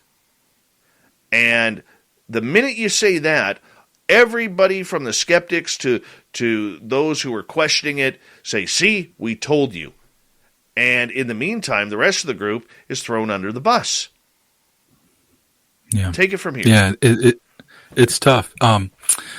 So before he came out with that hoax stuff, he was doing appearances with the other folks that had the encounters at conventions, and sometimes he'd have his own one-off appearance somewhere.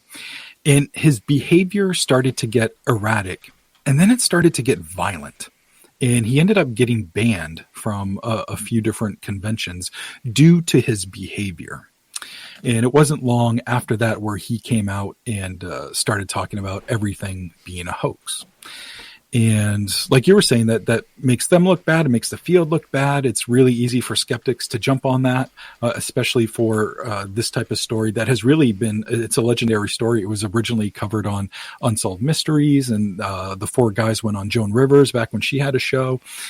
So this is something that's been out there for quite a while, almost up there with the Travis Walton case. And I think that he is suffering from some sort of mental health issue because of the actual encounters, and he's lashing out. And obviously it's not good what he's doing. And honestly, I'm not sure of a latest update. I'm aware of an update as of like 2016, 2017 when I wrote about it.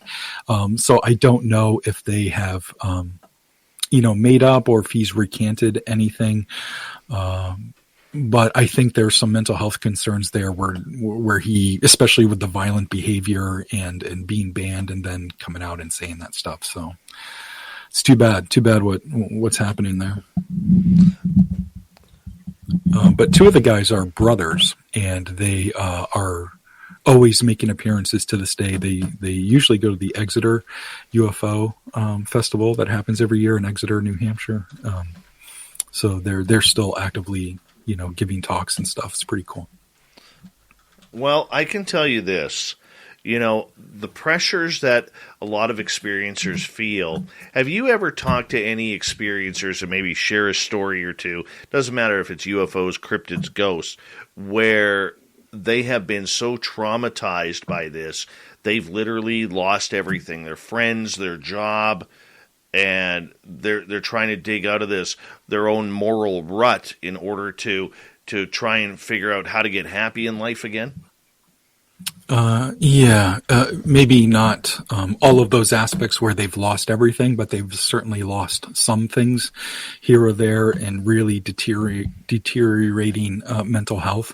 But Mike Stevens is the one that affected me the most. He's the gentleman I wrote about in Granite Skies. So with his experiences, it's been lifelong encounters. They have not been fun encounters. They're the bad guys types of abductions and experiences. And it all culminated to a few years ago. I believe he was 39. He might have been 40, but I believe he was 39. And for a while, actually until very recently, Mike was homeless. And he was sleeping in the woods one night, and he was scrolling through Facebook. And he decided that he'd had enough, and he started to develop a plan to end his life. And it was really brave of him, in my opinion, to share this aspect of his story. And it's honestly one of the most important aspects of his story to share. He had lost all hope, and he literally planned everything. He was going to buy his favorite alcohol. He was going to take some sleeping pills, and he made the plan to the way he was going to end his life was to hang himself. He picked out the spot, and he picked out the day that it was going to happen. Fast forward a couple days, he's got his plan in place. He's laying down, it's dark, he's in the woods, and he's scrolling through Facebook again. And he comes upon this post that says, "Rest in peace." And it's got one of his friends' names next to it. It blew his mind. He's like, this has to be a joke. So now he goes to the friends page, and he's scrolling through all of the "rest in peace. I can't believe this happened. This is terrible." Come to find out, he has a friend that lost their life to a medical issue, and it devastated him. He immediately started doing the friend thing. He was close to this guy, and he started doing the friend thing where he reached out to the widow and was starting that whole process. And now he's at the funeral. Obviously it's sad. And he's looking around at everybody and how emotional everybody is. And he thinks to himself, if there's even just one person that I'm going to make feel this way, if I end my own life, I don't think I can do it. And that started his road to recovery. He's not 100% by any means yet. He's probably not even 50% yet, but he's trying. He's got hope. Before hopeless, now hope. And it was this tragedy that took him away from the edge of suicide. And he shared that with the widow. And the widow allowed me to share that part of the Very story nice. in the book. Yeah, which is amazing. So just to see him get to the brink and was able to pull himself back. And boy, it gets tough to talk about. And again, he's not he's like at like 50, or he's like the rest of us, you know what I mean? Like he still has some really dark thoughts sometimes, and he suffers from depression and anxiety, and he and I actually check in with each other, and we kind of have this pact where if it gets that bad, like if I'm on the edge myself, I trust myself now. Because even though I struggle with this stuff, I feel like I've done a lot of work to get myself to a place where, not that I'm happy, I'm certainly not happy, but I trust myself now that I'll call somebody if I'm on that edge. Even if it's not Mike, we have this pact now that we will reach out if we're on that edge. And I think that's awesome. That is good. That is very, very good. And, you need that pact, you need that trust, you need that ability to do that, especially the strength. With experiencers like Mike and others that you have spoken to over the years, is there a commonality that you have figured out, whether it's the anxiety, depression, whether it's, instability, trust, more on an emotional level? Have you figured anything out?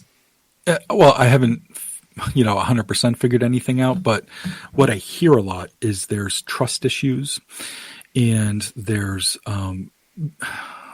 it's like this growing concern in the field of, not growing because it's been around forever, but it's being talked about more, is being misunderstood, the fear of being misunderstood or to have your words taken the wrong way. That is a really high stress point for a lot of people, and really contributes to the trauma of what you're dealing with.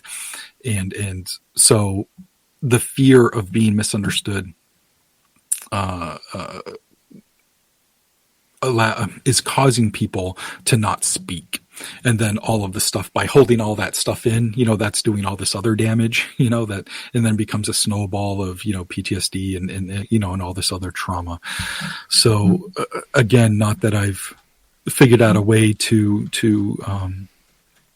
fix anybody or anything. The best thing I can do is hear them out, hopefully point them in the right direction, and share that they're not alone, to them and to other people. Very much. I don't know if that really answers your question, but it did a little bit. But I'll expand the question. People who are experiencers seem to have a common tie together.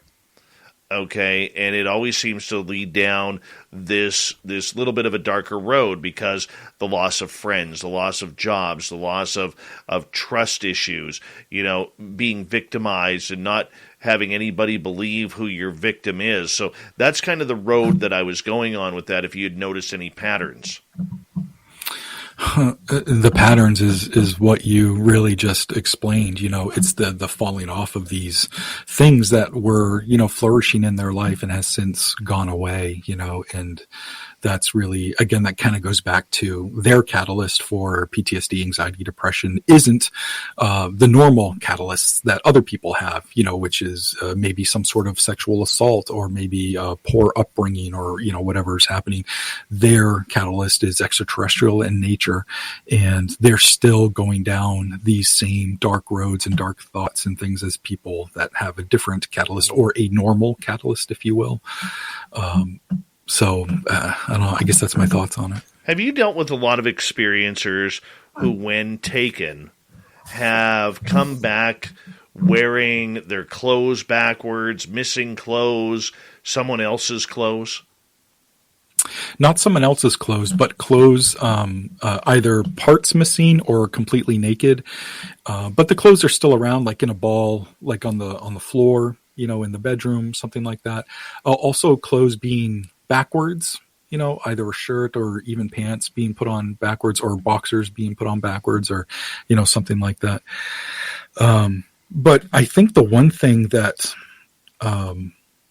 wasn't so prevalent, at least in a lot of the older books that I was reading about abductions, is talking about feeling, people not realizing that they had been abducted yet, but they're waking up like they had run a marathon, and they're just exhausted, and they don't understand, because they just remember going to bed at a certain time and waking up at a certain time, but now they're exhausted, and they need a vacation from their sleep patterns, and just how uncanny that must feel.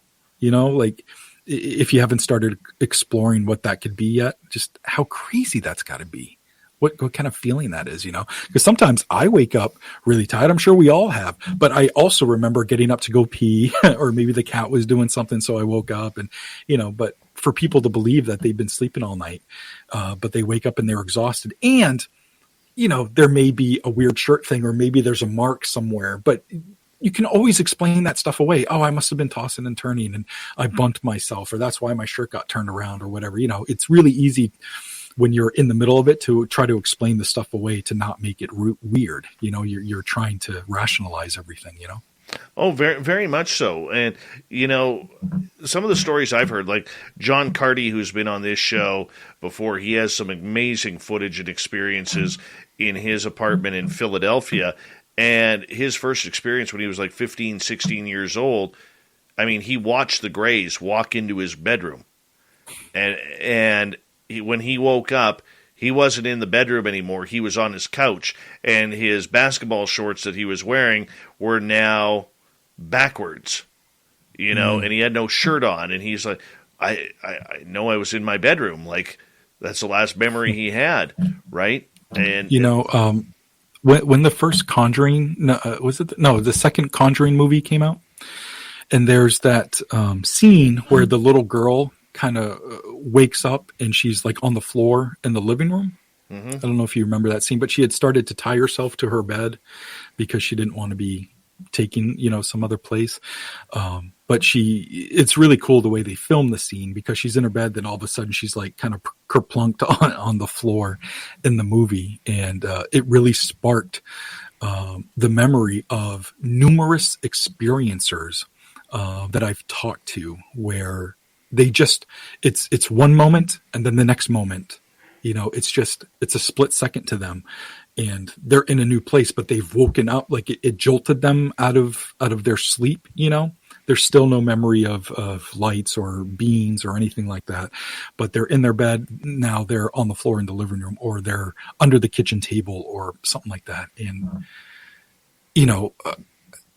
again, to live with that has got to be insanely uncanny if you're not thinking extraterrestrial and how to, to explain that away, it makes me think about where sleepwalking came from, you know what I mean? And is that a part of explaining things away or, is it a little bit of both? Like it is a real phenomenon, but it's also a thing that experiencers use to explain away what's been happening to them, What's the weirdest thing that's happened to you? The weirdest thing that's happened to me? Okay. I was investigating an old funeral home. And I was outside of this funeral home. There was the garage door where the hearses used to go. And I had some team members inside. And I was outside.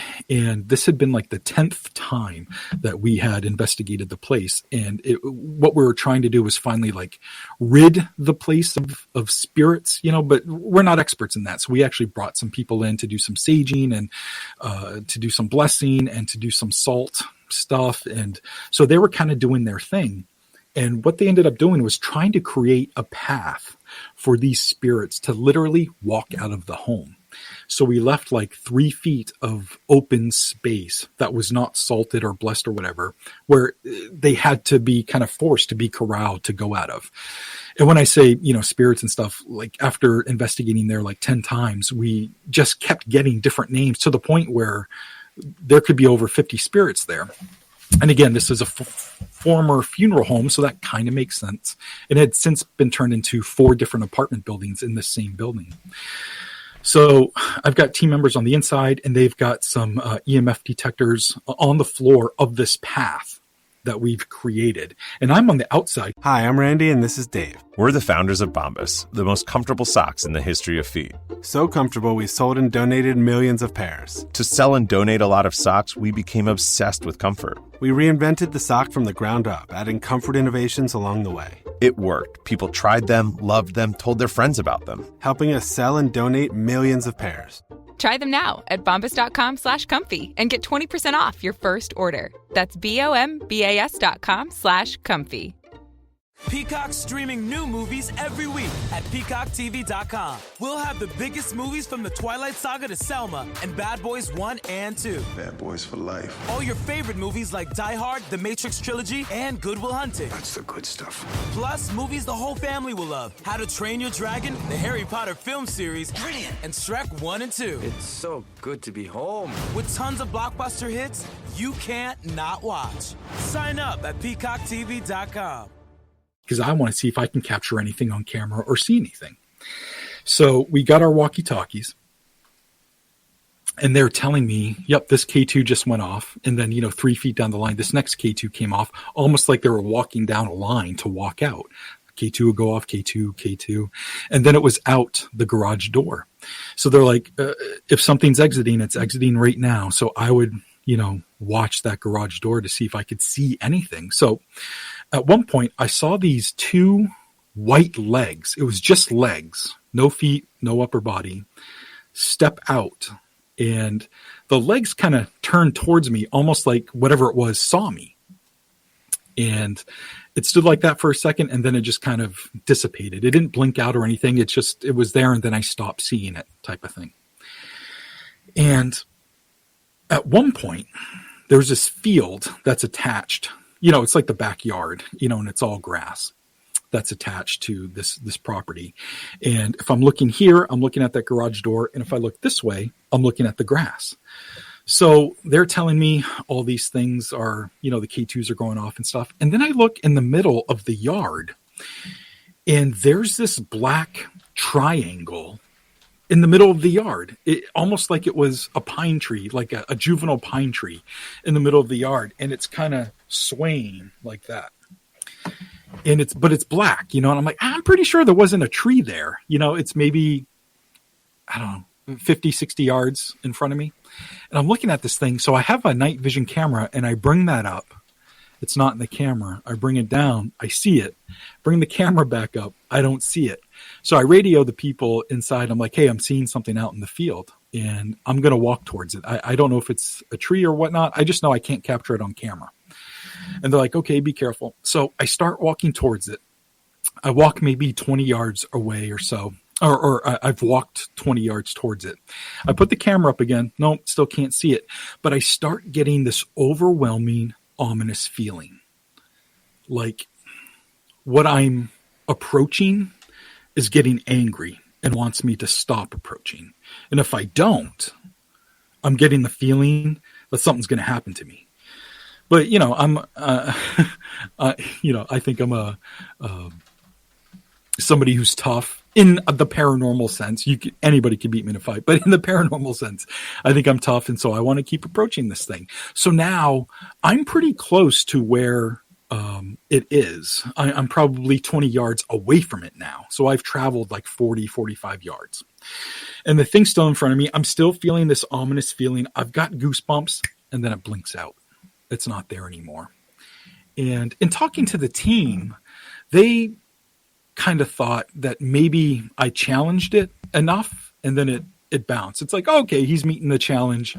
I'm just a bully that's not tough, and they blinked out and didn't want to deal with me or something like that, But that was one of the craziest things to not have something in that yard, then to see something in the yard. And it looked like a black triangle.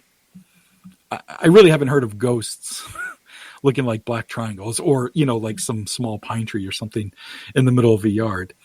And to get that overwhelming, ominous feeling, like I could tell something was trying to scare me, like it was a bully going, like that or something. That was weird. It was really weird. For me, I'll make my story quick. We only got 90 seconds.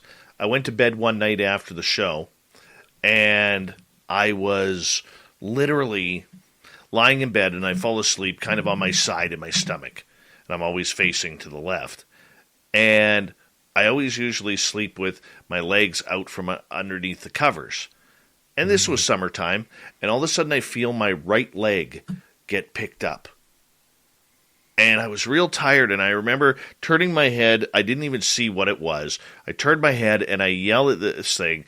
I'm like, come on. I'm just getting into a deep sleep here. I'm tired. Don't bug me tonight.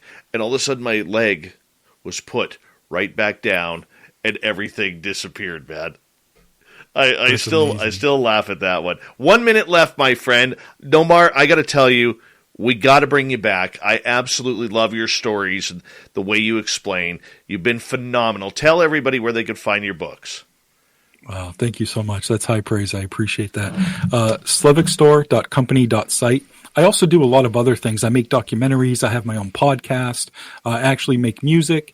If you want to check everything out, you can go to allmylinks.com/Slevik. allmylinks.com/Slevik. That gets you to my books and all this other stuff that I do. But if you want to buy a book, that would be amazing. This is something I do full time. And it is my day job. So slevikstore.company.site. I would love any support you could throw my way by getting a book. And I'll sign it and throw some goodies in there for you, too. Beautiful, my friend. Thank you so much. What a pleasure to get to know you. And I thank Bree on our booking team for this one. This was a pleasant surprise, and I love it when that happens. And I just feel like we got a lot in common, and we'll definitely bring you back definitely this year. Awesome. Just awesome show. Nomar Slevik on the show tonight. Go support him. Get his books. Talk to him about your experiences. Coming up next, we head into the swamp, followed up by the UFO Report with Fedora John. Hour 3 of Spaced Out Radio is coming up next.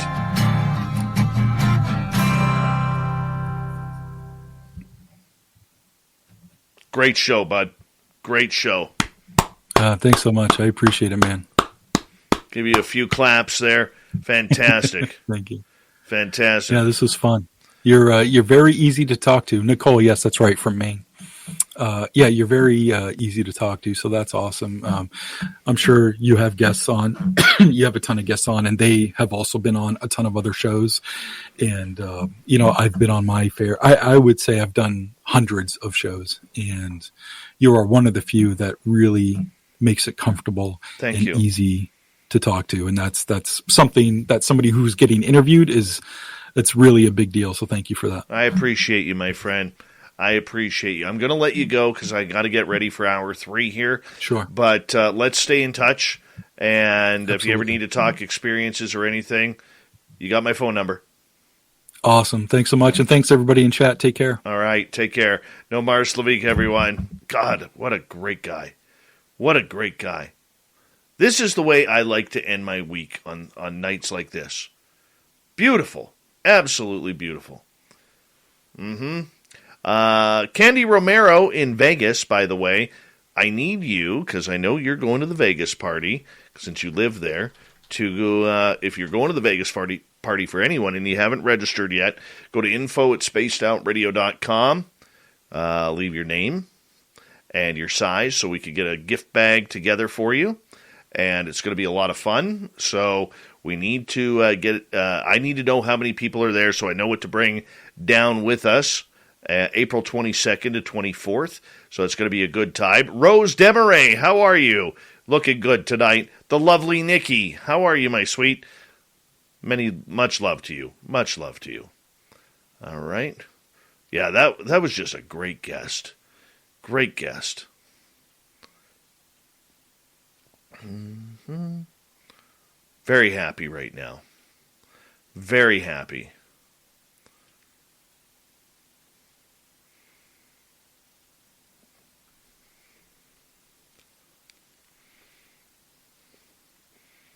Dave's a happy guy. Happy, happy, happy guy. Mm-hmm. Mm-hmm. E. Niles is coming to Vegas. Oh, yeah, there he is. He's bringing a strong beard and ball cap game. I can tell right now he's headed to the poker table. I can totally tell. He's going to the poker table. You don't have that look right there. That doesn't say, screw you, your Jack 3 offsuit. You ain't bluffing me out of my pocket, Jacks. I get that look. I understand that. Always Jennifer Richardson, Elizalde. Uh-huh. That's right, Super Duke. You were on twice. You made the week, man. You made the week. Super Duke. His twin is Michael Anthony of Van Halen, or formerly of Van Halen. Next time, Duke, I'm bringing up a picture. You two are doppelgangers. The Vegas party, Kim Jellin, is April 22nd to 24th. We gonna have fun. We gonna have fun.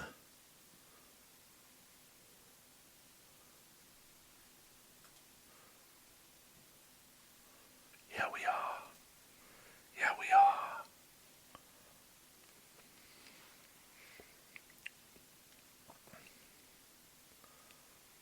Oh, River Dogma, you're coming. Sweet. Make sure you get your name in to info@spacedoutradio.com, man. So we can add you to the list. I know the website says put your phone number down. I don't need your phone numbers. I just need your 100% confirmation and your size. That's what I need.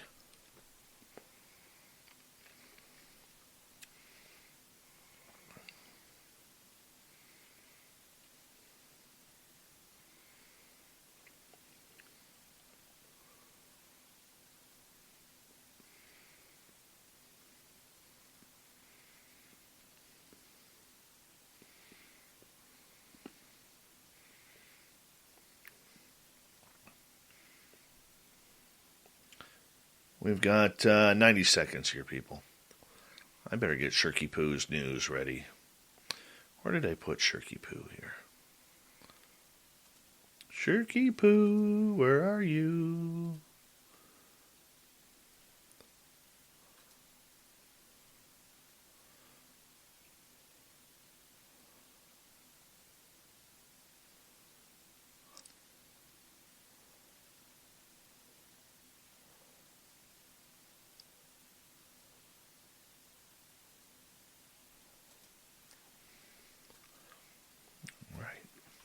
One.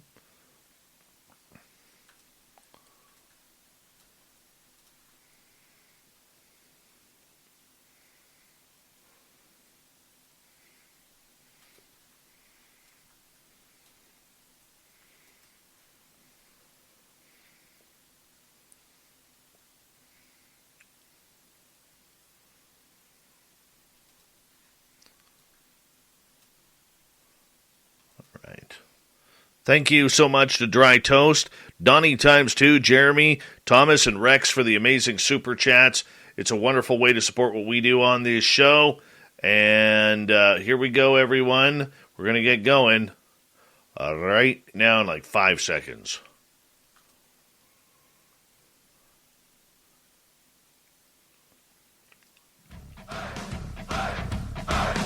Would you like to connect with us? Head to spacedoutradio.com for all your latest show info. Now, back to Dave Scott and SOR. Welcome back to the third and final hour of Spaced Out Radio tonight. My name is Dave Scott. Thank you so much for taking the time to join us. We really do appreciate earning your listening ears wherever you are on this beautiful planet we call Earth. Hello to everyone listening in on our terrestrial affiliates around North America, digitally on TalkStream Live, Revolution Radio, and KPNL. All of our archives are free. Go to youtube.com/Spaced Out Radio. Do me the favor, hit that subscribe button. The Desert Clam has set the password for tonight in the SOR Space Travelers Club. What is this? Cacography. Cacography is your password.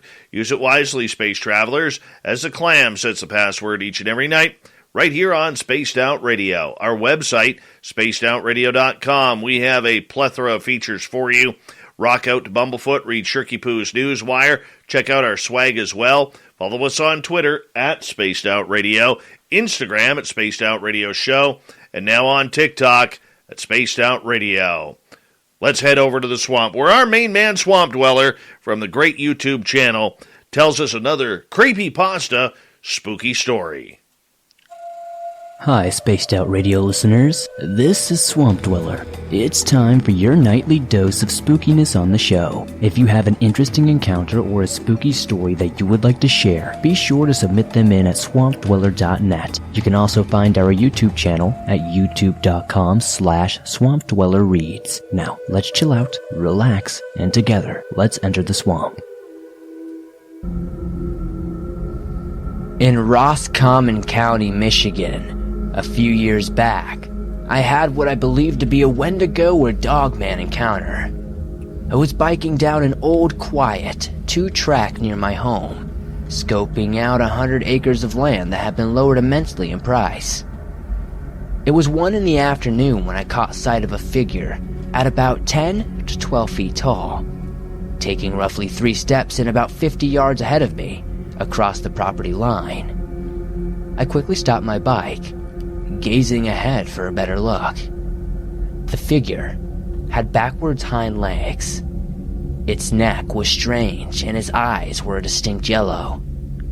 The neck was so long it looked as though the thing could swallow an entire human in it. When it walked, there was no up and down movement but more like a gliding. This figure seemed spiritual, not physical, and it soon dissipated. I went to check for tracks, but I found none. The land eventually sold, and when it did, I was asked to check out an RV someone was selling. The land the RV was on was the same land I witnessed the creature 6 months prior. Seeing this made all the memories of the creature flood back. I wanted to ask the elderly owners if they'd noticed anything strange while out here, but I also was there on business, so I had to be careful in my wording. Knocking on the couple's door, they opened up. I told them I knew the land well and was curious if they'd seen any wolves or wildlife in the area. The couple smiled and went on to a heavy rebuke of wolves. I then changed the subject and went inside the RV to find the walls covered in wallpapers of wolves and pictures of wolves everywhere. There were also many references to Indians and dream catchers. I never bid buy the RV, but I believe what I saw 6 months prior was a Wendigo or a Dogman in spiritual form.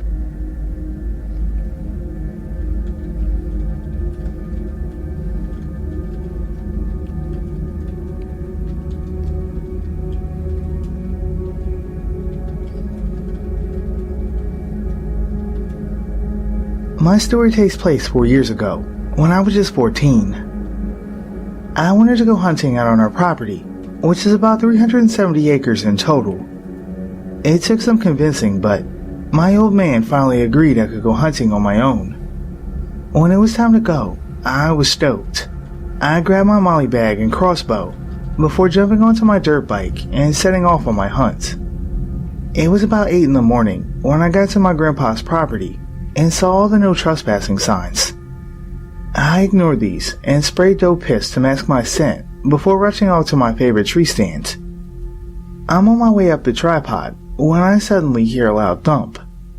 A tree fell, but thinking it was coincidental, I continue my climb. Another tree soon falls and I stop, actually worried and looking into the distance. Suddenly, there was a high-pitched scream far off. I couldn't describe it too well as I'm deaf and I have an implant in my ear that helps me hear. It was when I was almost at the top, I see this monster buck running for its life. I quickly slide down and grab my crossbow when I suddenly see this huge dog-like figure staring me in the eyes. It's now standing on its back legs. I was too afraid to move when my great-grandfather shows up on an ATV and yells at me to get on. I hop on, and he and I leave. Later on, my hunting pal, I'll keep his name private, mentioned to me a story about a black dog-like figure that would prowl the woods. I believe it was the Dogman. If you ever encounter one, just run. All right, we say thank you to Mr. Swamp Dweller for another amazing couple of stories here on the Swamp.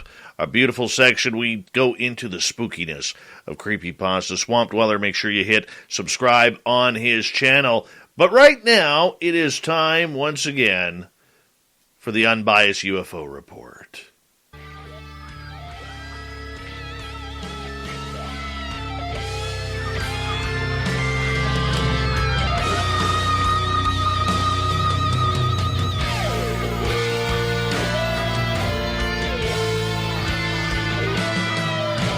And we bring in our good friend, the fedora-wearing John Hudson, for the Unbiased UFO Report, as we are going to kick things off with a little UFO talk here. John, how you doing, buddy? I'm doing good, man. I'm doing good. How about yourself? I'm having a great night. We had a great guest with Nomar Slevik, and wow, this guy, his stories that he told and the emotions, it was a great night of radio for us. Great night of radio. Totally agreed. No, totally agreed. No, and he was a cool guy, but it was fun listening to him, and it was a nice kind of fresh take on things. I really enjoyed it. Me too, my friend. Me too. And for you, your evening? Oh, doing good. I spent much of it enjoying the show, and the rest of it hanging out with my beautiful, awesome, brilliant little daughter. So that's a good night. That's a good night. Anytime we could do that. All right, let's get right to it, my friend. Because 2022 could be turning into the turning point of UFOs. What do you think's going on here? Well, the thing is that, this article, and I was just pulling it up because I wanted to check something on it again. And the thing that's interesting about this is that, okay, so to me, like, this is probably a debate that a lot of people are having right now, or a lot of people maybe had in December, right? Just like, hey, what's 22 going to bring to this community or to this movement or whatever you want to call it? But what really surprised me was the fact that a writer from space.com was writing it, and this was not a quick little piece. This is actually a pretty well thought out a story that, doesn't once again, because this is essentially written for normal folks, right? For any of us who are in this field, who are, doing research, Saving at the Home Depot means you can do more for less. Like upgrading your kitchen with a top-rated Samsung kitchen suite, a smart range with air fry, a smart cooling system refrigerator, and a dishwasher with advanced quiet cycles. And with free delivery, the savings come to you. Shop in-store, online, or in the Home Depot app. The Home Depot, how doers get more done. U.S. only while supplies last. Valid 1/6 through 1/26/2022. Free delivery on orders of $396 or more. Hi, I'm Flo from Progressive. Being a baseball fanatic like me can be stressful. It's not all sports points and touchdowns. So Progressive is going to help you take your mind off your team for a moment. Instead of thinking about how they missed that goal point score, think about the Name Your Price tool from Progressive, letting you choose coverage options based on your budget, unlike your team that missed the end zone net area. Well, anyway, hope this distraction about Progressive's Name Your Price tool was helpful. It sure kept me from thinking about all those penalty balls. Yay, sports! Progressive Casualty Insurance Company and affiliates. Price and coverage match limited by state law. A lot of this information that you're going to get, is essentially old news to you, right? But it essentially goes through and it talks about some of the evidence. It specifically has a line that it calls out in the beginning, saying that interest in UFOs continue to grow, both among scientists and government officials. So right off the very beginning of the article, they're trying to establish credibility that what they're talking about here are well thought out, even-minded, well-educated people that have professional backgrounds that are coming to these conclusions. So they're really trying to set a tone that says that, hey, this is official, or this is, authoritative in some ways, right? And so, it talks about essentially, the UFO versus the UAP phenomenon. It even talks about, Alpha Centauri. It talks about the UAP movement. It talks about the Navy videos. It talks about a coordinated event and the National Defense Act and the Gillibrand Amendment. I mean, it does a good job of essentially touching on. I mean, he even goes into a UFO detection and a Muamua.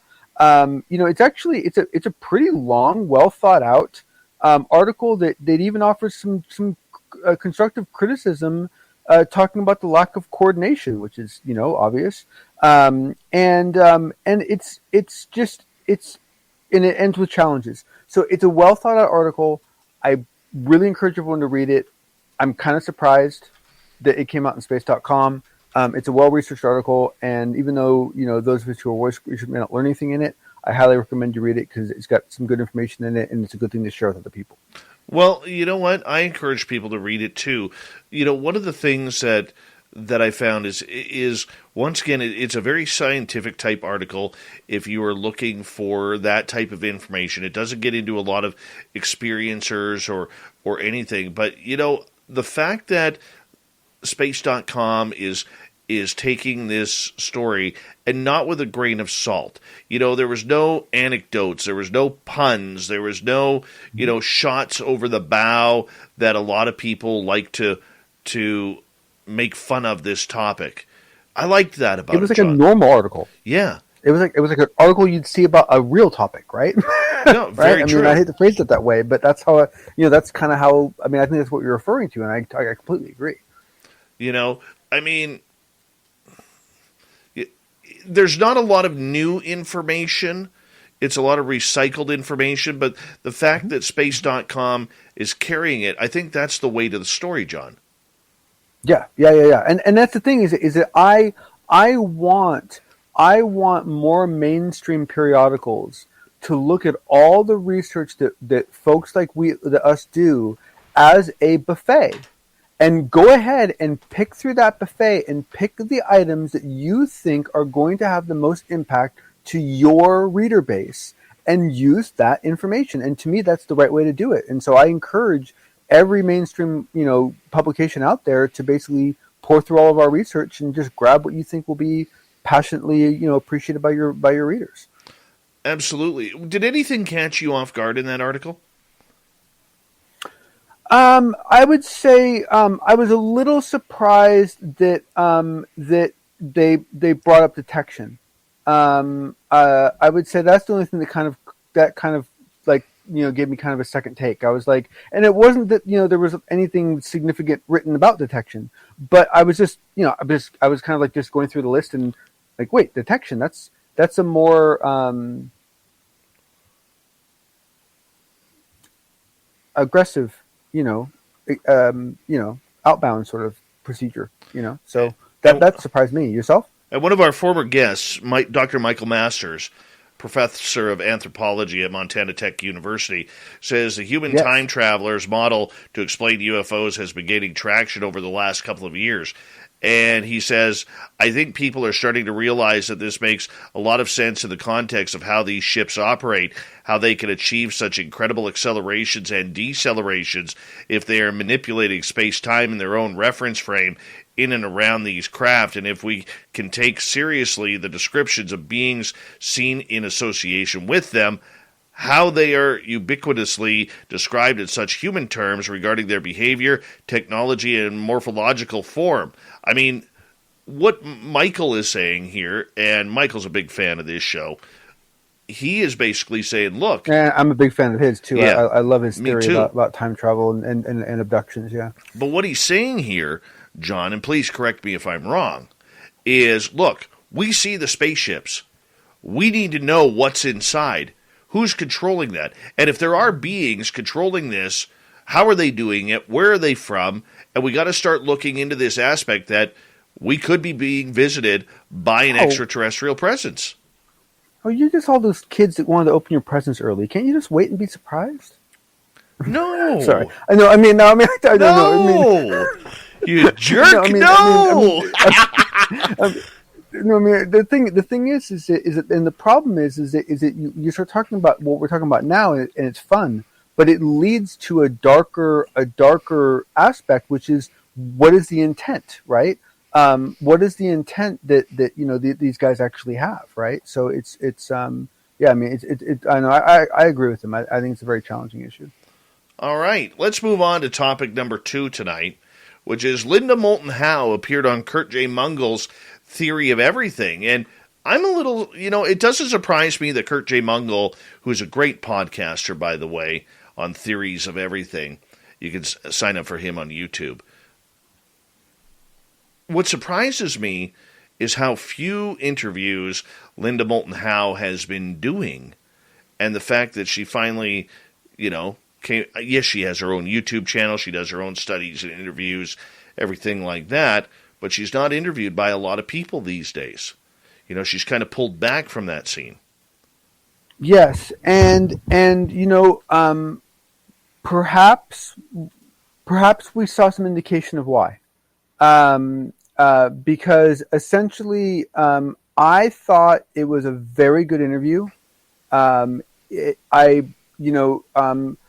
will say this, that because of Linda's style, it forced Kurt to completely alter his style.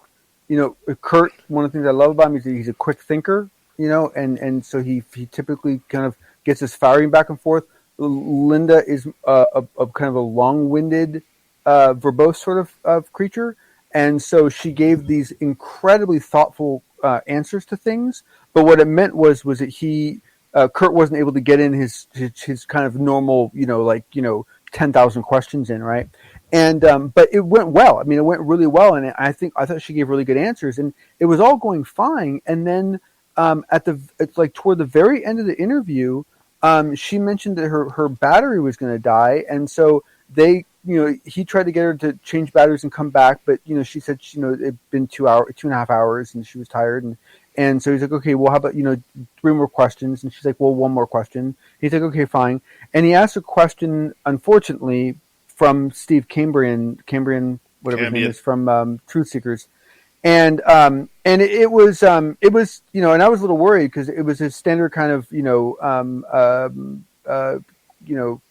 try to poke the bear sort of approach, where he basically said that he found some photograph on her website that had been lifted from a video game, and he told her about it, and she never removed the picture from the website, and he wanted to know why. Right, and so it's like, really, this is like the appropriate time to be asking that question. But anyway, she said that she didn't know what he's talking about, and which is probably true. And he said, you know what, that's fine. Let's just move on to another question. So he gets on to the next question, and unfortunately, I think that question and the negotiation to keep her on for this last question kind of put her into a kind of a bit of a defensive mindset. And the next question actually came from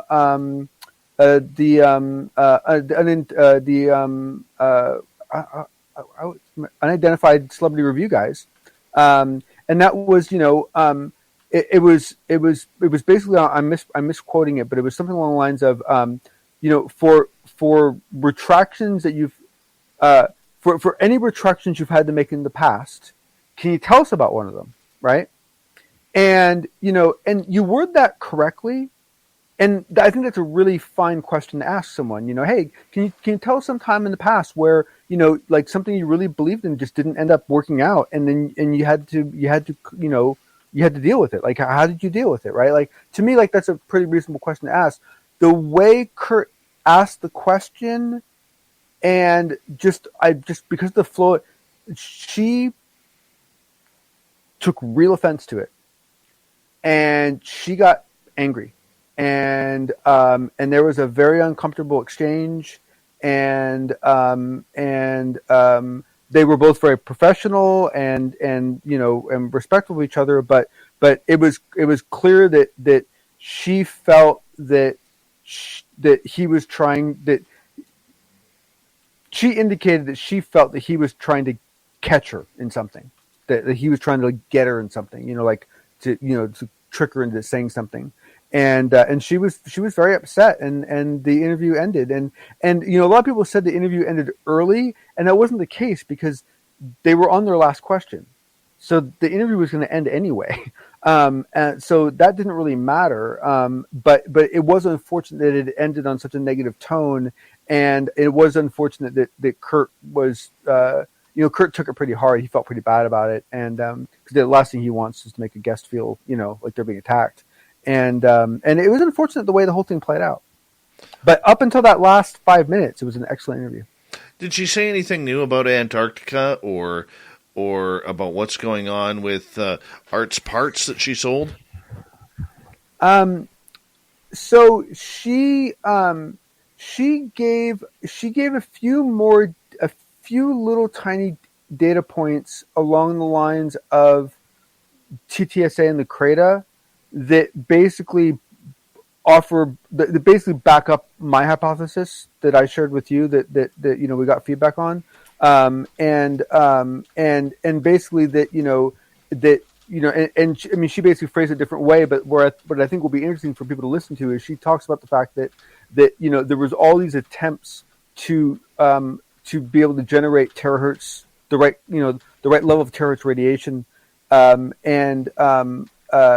terahertz frequencies, and essentially there were several people that thought they could pull it off, and in the end, all the private options failed, and it was the Army lab that did have the terahertz equipment, and so that was one of the main reasons why the parts went to the Army, was for that.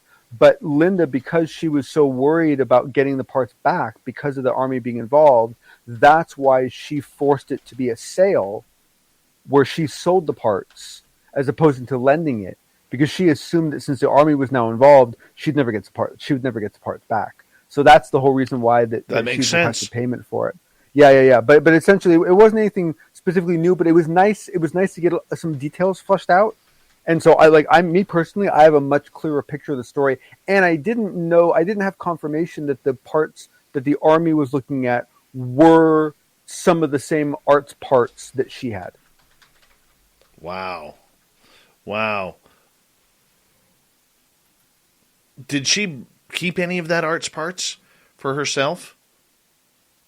Yeah, no, she did, because basically with the exception of that the small piece that went to the Army, every other piece has been specifically lent and had to be returned. So, with the exception of a few small bits that she's given away over the years, the majority of that piece she still possesses. I mean, some of it's loaned out at the moment, but I don't know if this was this. The problem is that I don't.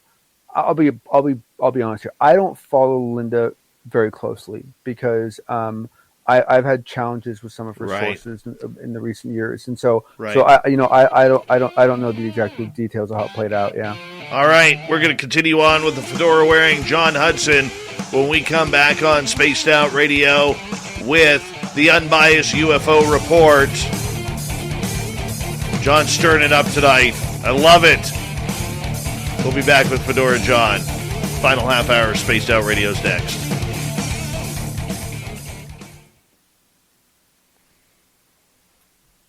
All right, we're clear, dude. That's good stuff right there, Fedora. It was a fun interview of her. It really was. It was really unfortunate that it ended that way, because up to that point, I thought it was a great interview. Yeah, no kidding. Yeah, and it's funny too. As just a quick side note, of all the interviews Kurt's done over the last year and a half, or whatever, I haven't watched all of them, but I've watched a lot of them, and the only ones that I've seen go really, really south at this point now are the end of Linda Moulton Howe and Travis Walton. And I just think it's kind of funny that, like two of the most prominent UFO folks are like the two that, he struggled with. So.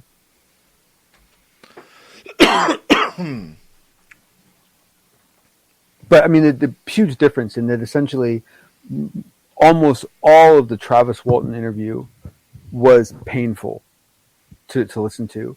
The interview with Linda Moulton Howe was actually a really nice interview. It was only the last 5 minutes or something that was uncomfortable. Hello, Jessa Figmentation. I like the play on the name there. Welcome. Let's see here. Hi, this is Jessica. Welcome. A different name. Same person. Do we get a third name? No. No, we don't.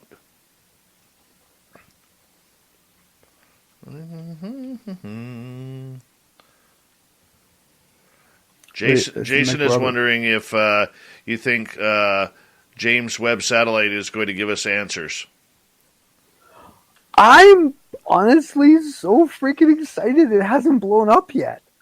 I'm so thrilled it's still in one piece.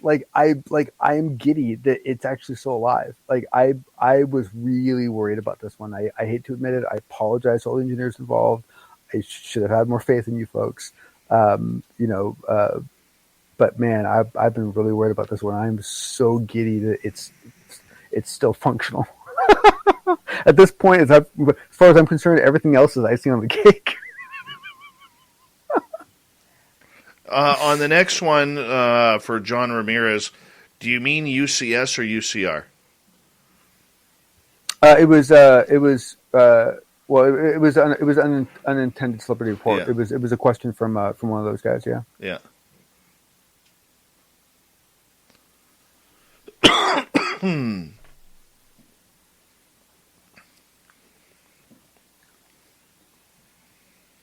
I'm hungry.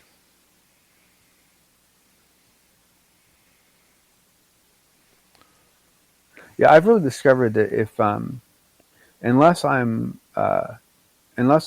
like burning a lot of calories, like doing a lot of working out or a lot of physical activity, I pretty much have to be hungry most of the time.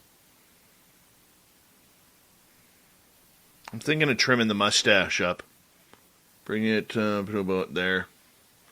Just a nice little slim handlebar there. Okay. You realize that when you're doing that, you're actually. I know. I was like, I'm watching you're myself. You're like, are you trying to shave it unevenly? About there. I'm thinking about it. Thinking about going a little bit higher on the mustache. With just whatever you pick, just make sure you get a nice level. And you. Oh yeah. It's getting hard to trim in here, Ruger Luger, think there are alien hookers? Why not? Why not? You be our bait, buddy. You be our bait. It'll be fun. I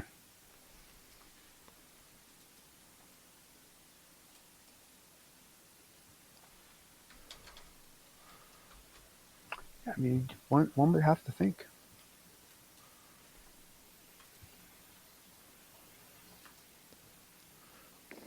I mean, if you assume that there's some balance to the way societies are organized, I mean, technically there are alien guidance counselors out there. Think about how sad that role is. Alien guidance counselors.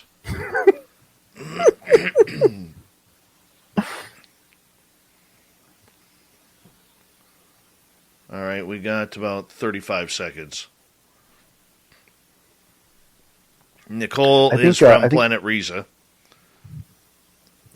I think I've decided that all the abduction thing, Dave, is actually 3 boutique farm-to-table restaurants in space that are competing with each other. Maybe. And so they're just coming down, they're grabbing food to make it fresh. Hold on, buddy. Big thank you to Dry Toast, Donnie ×2, Jeremy, Thomas, Rex, and Tits McGee for the super chats tonight. Really, really appreciate the love. Here we go with the final half hour of tonight's show, everyone.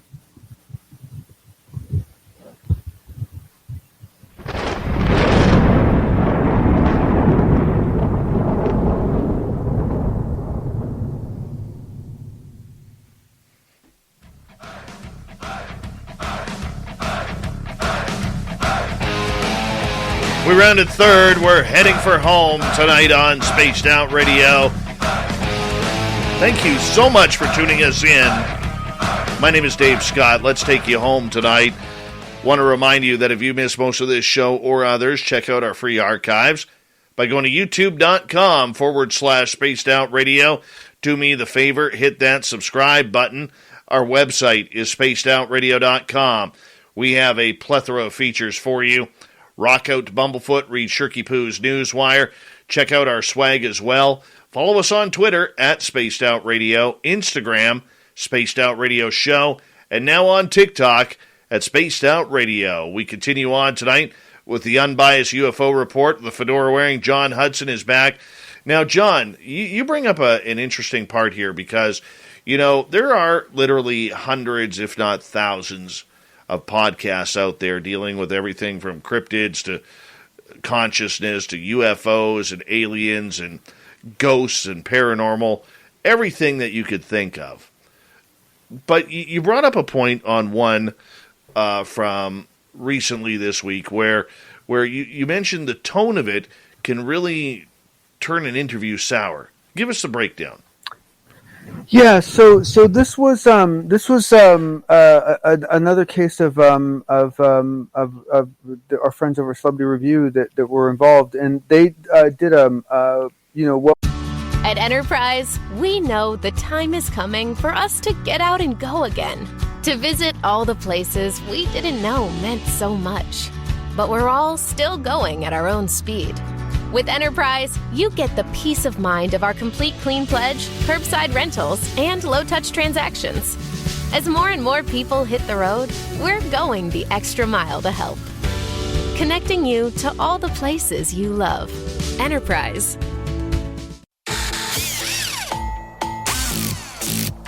The sound of you doing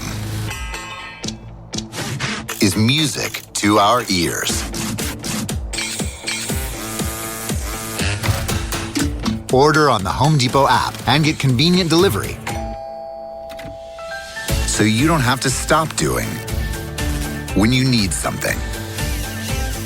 The Home Depot app, how doers get more done. It was, for the most part, a good interview of John Ramirez, and there was another gentleman involved, and I apologize, I don't remember his name off the top of my head, but and essentially, and keep in mind that Michael Mataluni. Oh man, Mataluni, thank you. Is out for now, so he wasn't there. So and so basically, it should have been. I mean, that channel is known for being a safe place, right? A safe place for people to go where they're not going to feel attacked, And essentially, I have no idea what was going on. I'm really baffled by what happened, but for some reason, the tone that Rather was using was very acidic, and it was uncomfortable, and John reacted to it, and it got a little confrontational, and it was awkward, and it was hard to listen to, and it was the sort of thing where it was like the first 40 minutes of it are awkward and hard to listen to, and finally others jump in and they kind of get control of the interview again, and the problem was is if you listen to what was asked, I need to go through it again, but the last I looked at it, I couldn't pick out any words that Rather used that were wrong, or any question that he asked that should have been seen as out of bounds necessarily, right? I really believe and this is my personal analysis, I really believe that it was his tone that was the issue, and so the problem is that now, so there was a lot of negativity thrown toward the show because of how it was played out. You can see it in the comments and so forth. They had to do damage control in that they then very shortly afterwards came out with another show where they do analysis of their own show. And so there was definitely an attempt to get out in front of it. And to a certain degree, toward the end of the interview, they were kind of laughing about it a little bit and trying to kind of lighten the mood a little bit, because there's no reason for it to be all serious and everything, right? I mean, some people just have off days, right? I mean, it's like it could have just been having a bad day. I mean, who knows, right? But the point was that this was John Ramirez has not done many interviews. He's not going to do probably a whole lot of interviews. I believe his next interview is on Coast to Coast, and so it was cool for them to get him, and they basically they kind of blew the interview in a way, very much. I mean, for a lot of people they did, and and it's really unfortunate because some people are going to read into what the questions were, and I don't think that had anything to do with it. I think it was all tone. I really do. I think it was all tone. But I'd love to hear what other people think. There's a difficult task in doing an interview. I mean, for the majority of podcasters out there, they aren't professional broadcasters. All right? And they are doing this because they love the topic. And it doesn't matter what the topic is, whether it's UFOs or sports or baking or how to fix a car. All right? There's millions of podcasts out there and YouTube channels for everybody who just wants to have a voice. And that's the beautiful part of the entire social media medium. And at times, when you don't know how to interview someone, or an interview goes bad, and we've had them go bad on this show, the big thing that you always have to remember is the majority of the people here have secondary lives. The ones that pay their bills, the ones that are paying the rent, putting food on the table before you can get home and potentially live a dream of making it in broadcasting, one way or another.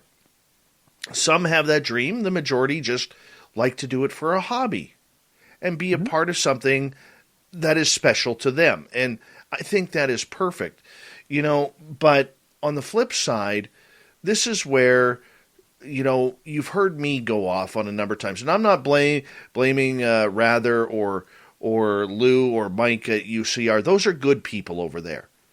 Oh, they've work hard, and they put on a good show. They put on a very good show, and like you said, they've never been a type of group to ruffle their feathers. And as I go forward, I will also say that we were very blessed to be asked to take part in their last Big Phone Home 2 that they did for UAP disclosure. And, we've developed a real kinship and friendship with that show. And the point that I'm getting at when I go through this is, knowing those guys, it was probably a bad day. But the problem is, a lot of times, many people in the audience, and not to throw direction at the audience or blame at the audience, because you need a great audience in order to have a great show. But sometimes there are audience members out there who take things the wrong way, and the line of questioning the wrong way, and it affects what we're doing here. It really does. Oh, yeah. Oh, for sure. Oh, no, it really does. It really, really does. Yeah, no, I completely agree. Yeah. So, I mean, I didn't see the episode. I heard about it. I read about it on Twitter. And, I felt bad for Lou Jimenez and Rather having to go on the defensive on Twitter. They really had to go on the defensive. And unfortunately, that goes with the line. That goes with the line. If you want to have a credible show, sometimes you're going to piss people off. Well, and the thing is that people need to listen to it, right? Because, like, for example, for me, like, when I heard about it, when I went to listen to it, I wasn't expecting much. And I got to be honest with you, I was surprised. There was 2 or 3 times where Rather said something, I was like, I was shocked. I have to admit that. But the flip side is that I heard that the Theory of Everything interview went really bad too, and I listened to that one, and that wasn't anywhere near as bad as I thought it was going to be, right? So it's also, people need to judge these things on their own, right? But my concern is that it is still probably just like a bad day or something, right? And we all have them, and maybe we all need to get better at calling ourselves out and not doing stuff when we're in that state, But the thing is that people are going to read into the fact that it might have been the questions that were asked that Ramirez somehow doesn't want to answer, and they're going to do what you said. They're going to read too much into it, and it probably had nothing to do with it. It probably just was a bad day. Could have been. Finally tonight, Salvador Pay going to be interviewed by Kurt. Yes. For people who don't know who Salvador Pay is, give us a breakdown. Yeah. So basically, he's the one that basically wrote those papers, and basically, so the Navy patents that everyone has heard so much about, the Payas effect is what he coined. He's been interviewed kind of indirectly, and I don't think he's ever been interviewed live. I could be wrong on that. He's been a difficult person to interact with, partially because of his lack of interest, partially because he still has an active role, and essentially he's the one that basically is the author of those 3 Navy patents, the ones on a low inertial, basically all this really really cool stuff, right? And essentially, and the thing is that based on my knowledge of how a lot of this stuff works, his hypothesis is it's not out of the blue. It's derivative of a lot of previous work that was headed in this direction, and the thing is that, but a lot of people think the patents are complete BS, and a lot of people will call them out as BS. And the patent office pushed back on them. The CIO of the Navy had to jump in and say, no, look, we've tested this. We have prototypes. We've shown this, right? And so, there's a lot of people that just don't believe in these patents, which to me is a shame for him, because personally, what I've read through them, I actually think he's on to something. And so basically, and also this is a very interesting individual in that essentially he had a role within the Navy research when he did this work. Then he moved into Air Force, and then he moved out of Air Force into Space Force. So now he's with Space Force. And so essentially Kurt landed a freaking interview with him. And so I don't have anything to report other than that, but I'm really, really, really excited, aside from the fact that it's him, but the fact that Kurt is the one interviewing him means that it's going to be a very technical interview. And what Kurt said is that it's his intention. And he said, I don't know if I'll have time to do this. He goes, but it's his intention to go through those patents with a fine-tooth comb with Salvador on the, there with him. And if he can pull that off, that would be outstanding. Well, good luck to him for that, because that is not only a very difficult subject, but as talented as Kurt J. Munkle is, he does struggle with the UFO stuff a little bit, especially experience. Oh yes, yeah. But this will essentially be a physics talk, right? And so it's going to be technical, but it should be, if it happens, with bells on. It's going to be good stuff. I'm looking forward to it. Anything juicy in there, in those patents? Yeah, essentially, look, let's go on the assumption. Okay, let's just go on the assumption that that everything in there is either real, or it's close enough to real that it was reasonable to assume that those things would be available in the next 5 to 10 years, right? And let's assume that what he's talking about is basically room temperature semiconductors. He's talking about the ability to basically take a ship down. It's amazing the stuff that he's pulling off. To me, it's just and once again, to me, like the whole idea of essentially having a dual hull ship with this metamaterial in it, is very akin to what we've been hearing going back all the way to you even go back to the TR3B stuff with that gentleman that did that interview, that where all that stuff came from. This is all very inline stuff, but what we're talking about is an incredibly high powered, low footprint fusion design. So basically something that produces energy, something that reduces your initial inertia, which basically is what keeps you from getting squished, and then the ability to have a transmedium hull. And he basically nails like the 5 observables in 3 patents. That sounds interesting. Very interesting. John, thank you for a very educational UAP report tonight. Really do Always appreciate you, buddy. Thank you, everyone, for sticking around. Yep. Always love to Good have stuff. you here. Let's see what Shirky Poo has for us tonight. Yep.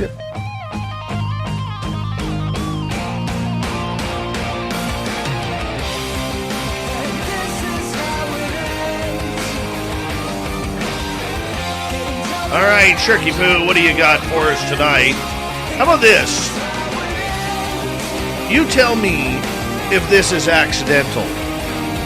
A South Korean man has been found guilty of stabbing his grandmother about 60 times, but was handed a lenient sentence as the court ruled the killing to be accidental. The 19-year-old man killed his grandmother out of rage because she was nitpicky and scolded him and his younger brother, according to the reports. The brothers had lived with their grandparents since 2012 after their parents got divorced and cut communication. The older brother, found guilty of murder, was given 7 to 12 years in prison. The prosecution had asked for life, the maximum sentence for murder.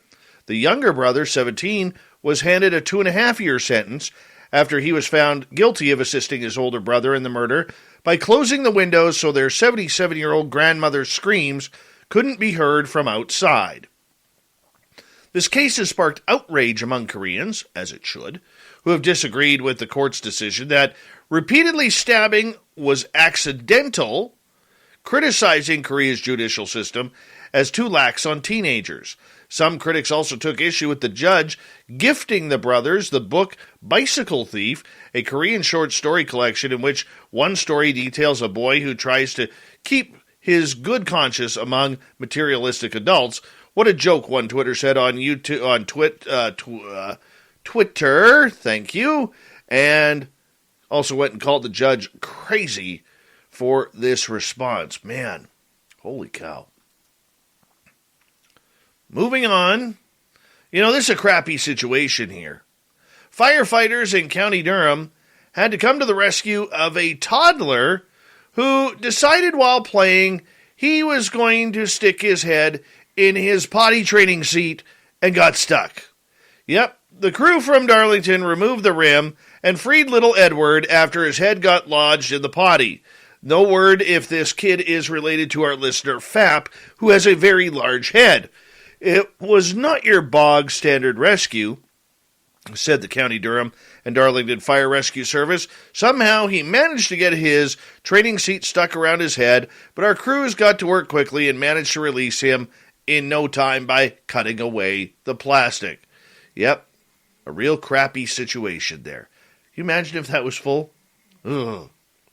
Transportation officials in Minnesota say a stretch of highway has been closed after a truck lost its load of potatoes and the spuds froze in place on the road. You'd expect this to happen in Idaho. Yep, the Minnesota Department of Transportation said a truck crashed Thursday morning in the eastbound lanes of Interstate 94 in Albertville near Wright Road 19. MNDOT, so that'd be Minnesota Department of Transportation, said specialized equipment was needed to be brought to the scene because the spilled potatoes were freezing due to the cold temperatures. The highway was closed to all traffic except emergency officials during the cleanup, which was completed in the morning. No injuries were reported, and no word if the spuds are going back into the truck to be sold. I doubt it, but you never know. You never know. All right, let's continue on. Wildlife experts are puzzled in Pennsylvania, and they are having a genetic testing done to identify a mystery animal that might be a dog or it might be a coyote. Christina Eith of Fairfield Township said she noticed paw prints in front of her door earlier this week, followed them around her house to their source. A small dog-like animal was curled up outside her basement door. I peeked outside the door, and that's whenever I noticed the animal on the left-hand side, and it was so scared, cold, and shivering. I said she wasn't sure if the animal was a dog or coyote, but she wanted to help the creature, so she coaxed it into her basement and contacted a rescue society. TJ's contacted Wildlife Works Mount Pleasant, which sent rescuer Morgan Barron to the scene, and they investigated the case, and they are now still dumbfounded what this kind of dog or coyote is until they get some genetic testing done to determine the species. Behavior-wise, it was very timid, very scared, not aggressive at all, which leans toward a dog, says Barron. You know, this poor dog, you could tell, absolutely abused. Had no fur, probably lots of mange. Let's just hope that this puppy can survive. Big thank you to Shirky Poo for the news, Fedora John for the unbiased UFO report. We had a great time listening to a couple of stories for our main man, Swamp Dweller, so make sure you go and hit subscribe on his YouTube channel as he continues to grow. And then for Nomar Slevik coming on in, talking about his books and dealing with experiencers who've had just amazing encounters and how they deal with it. That is the way to go, as we need to set the tone for respecting those with experiences a little bit more. We got Mr. Ron Bumblefoot Thal rocking in the background with Little Brother Is Watching. Bumblefoot is the official music of Spaced Out Radio, rocking us in and out of every single show. Get your horns up for the guitar god himself. Special thanks to everybody listening in at home, at work, in your cars, wherever you may be. Thank you to everyone in our chat rooms tonight. YouTube, Twitch, LGAB, Revolution Radio, Spreaker, Facebook, the Space Travelers Club, and on Twitter at hashtag Spaced Out Radio.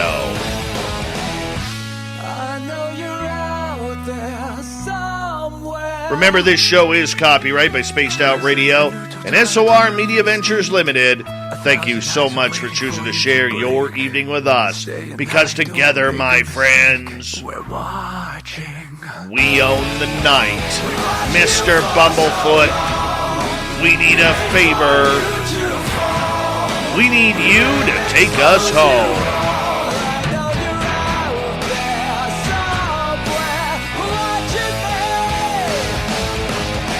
Yes, the Woo Train has docked for the night. But soon, my friends, we shall ride again. Your seats are always available. Your tickets never expire. And if you want to bring a friend, we've got room for them too. Good night.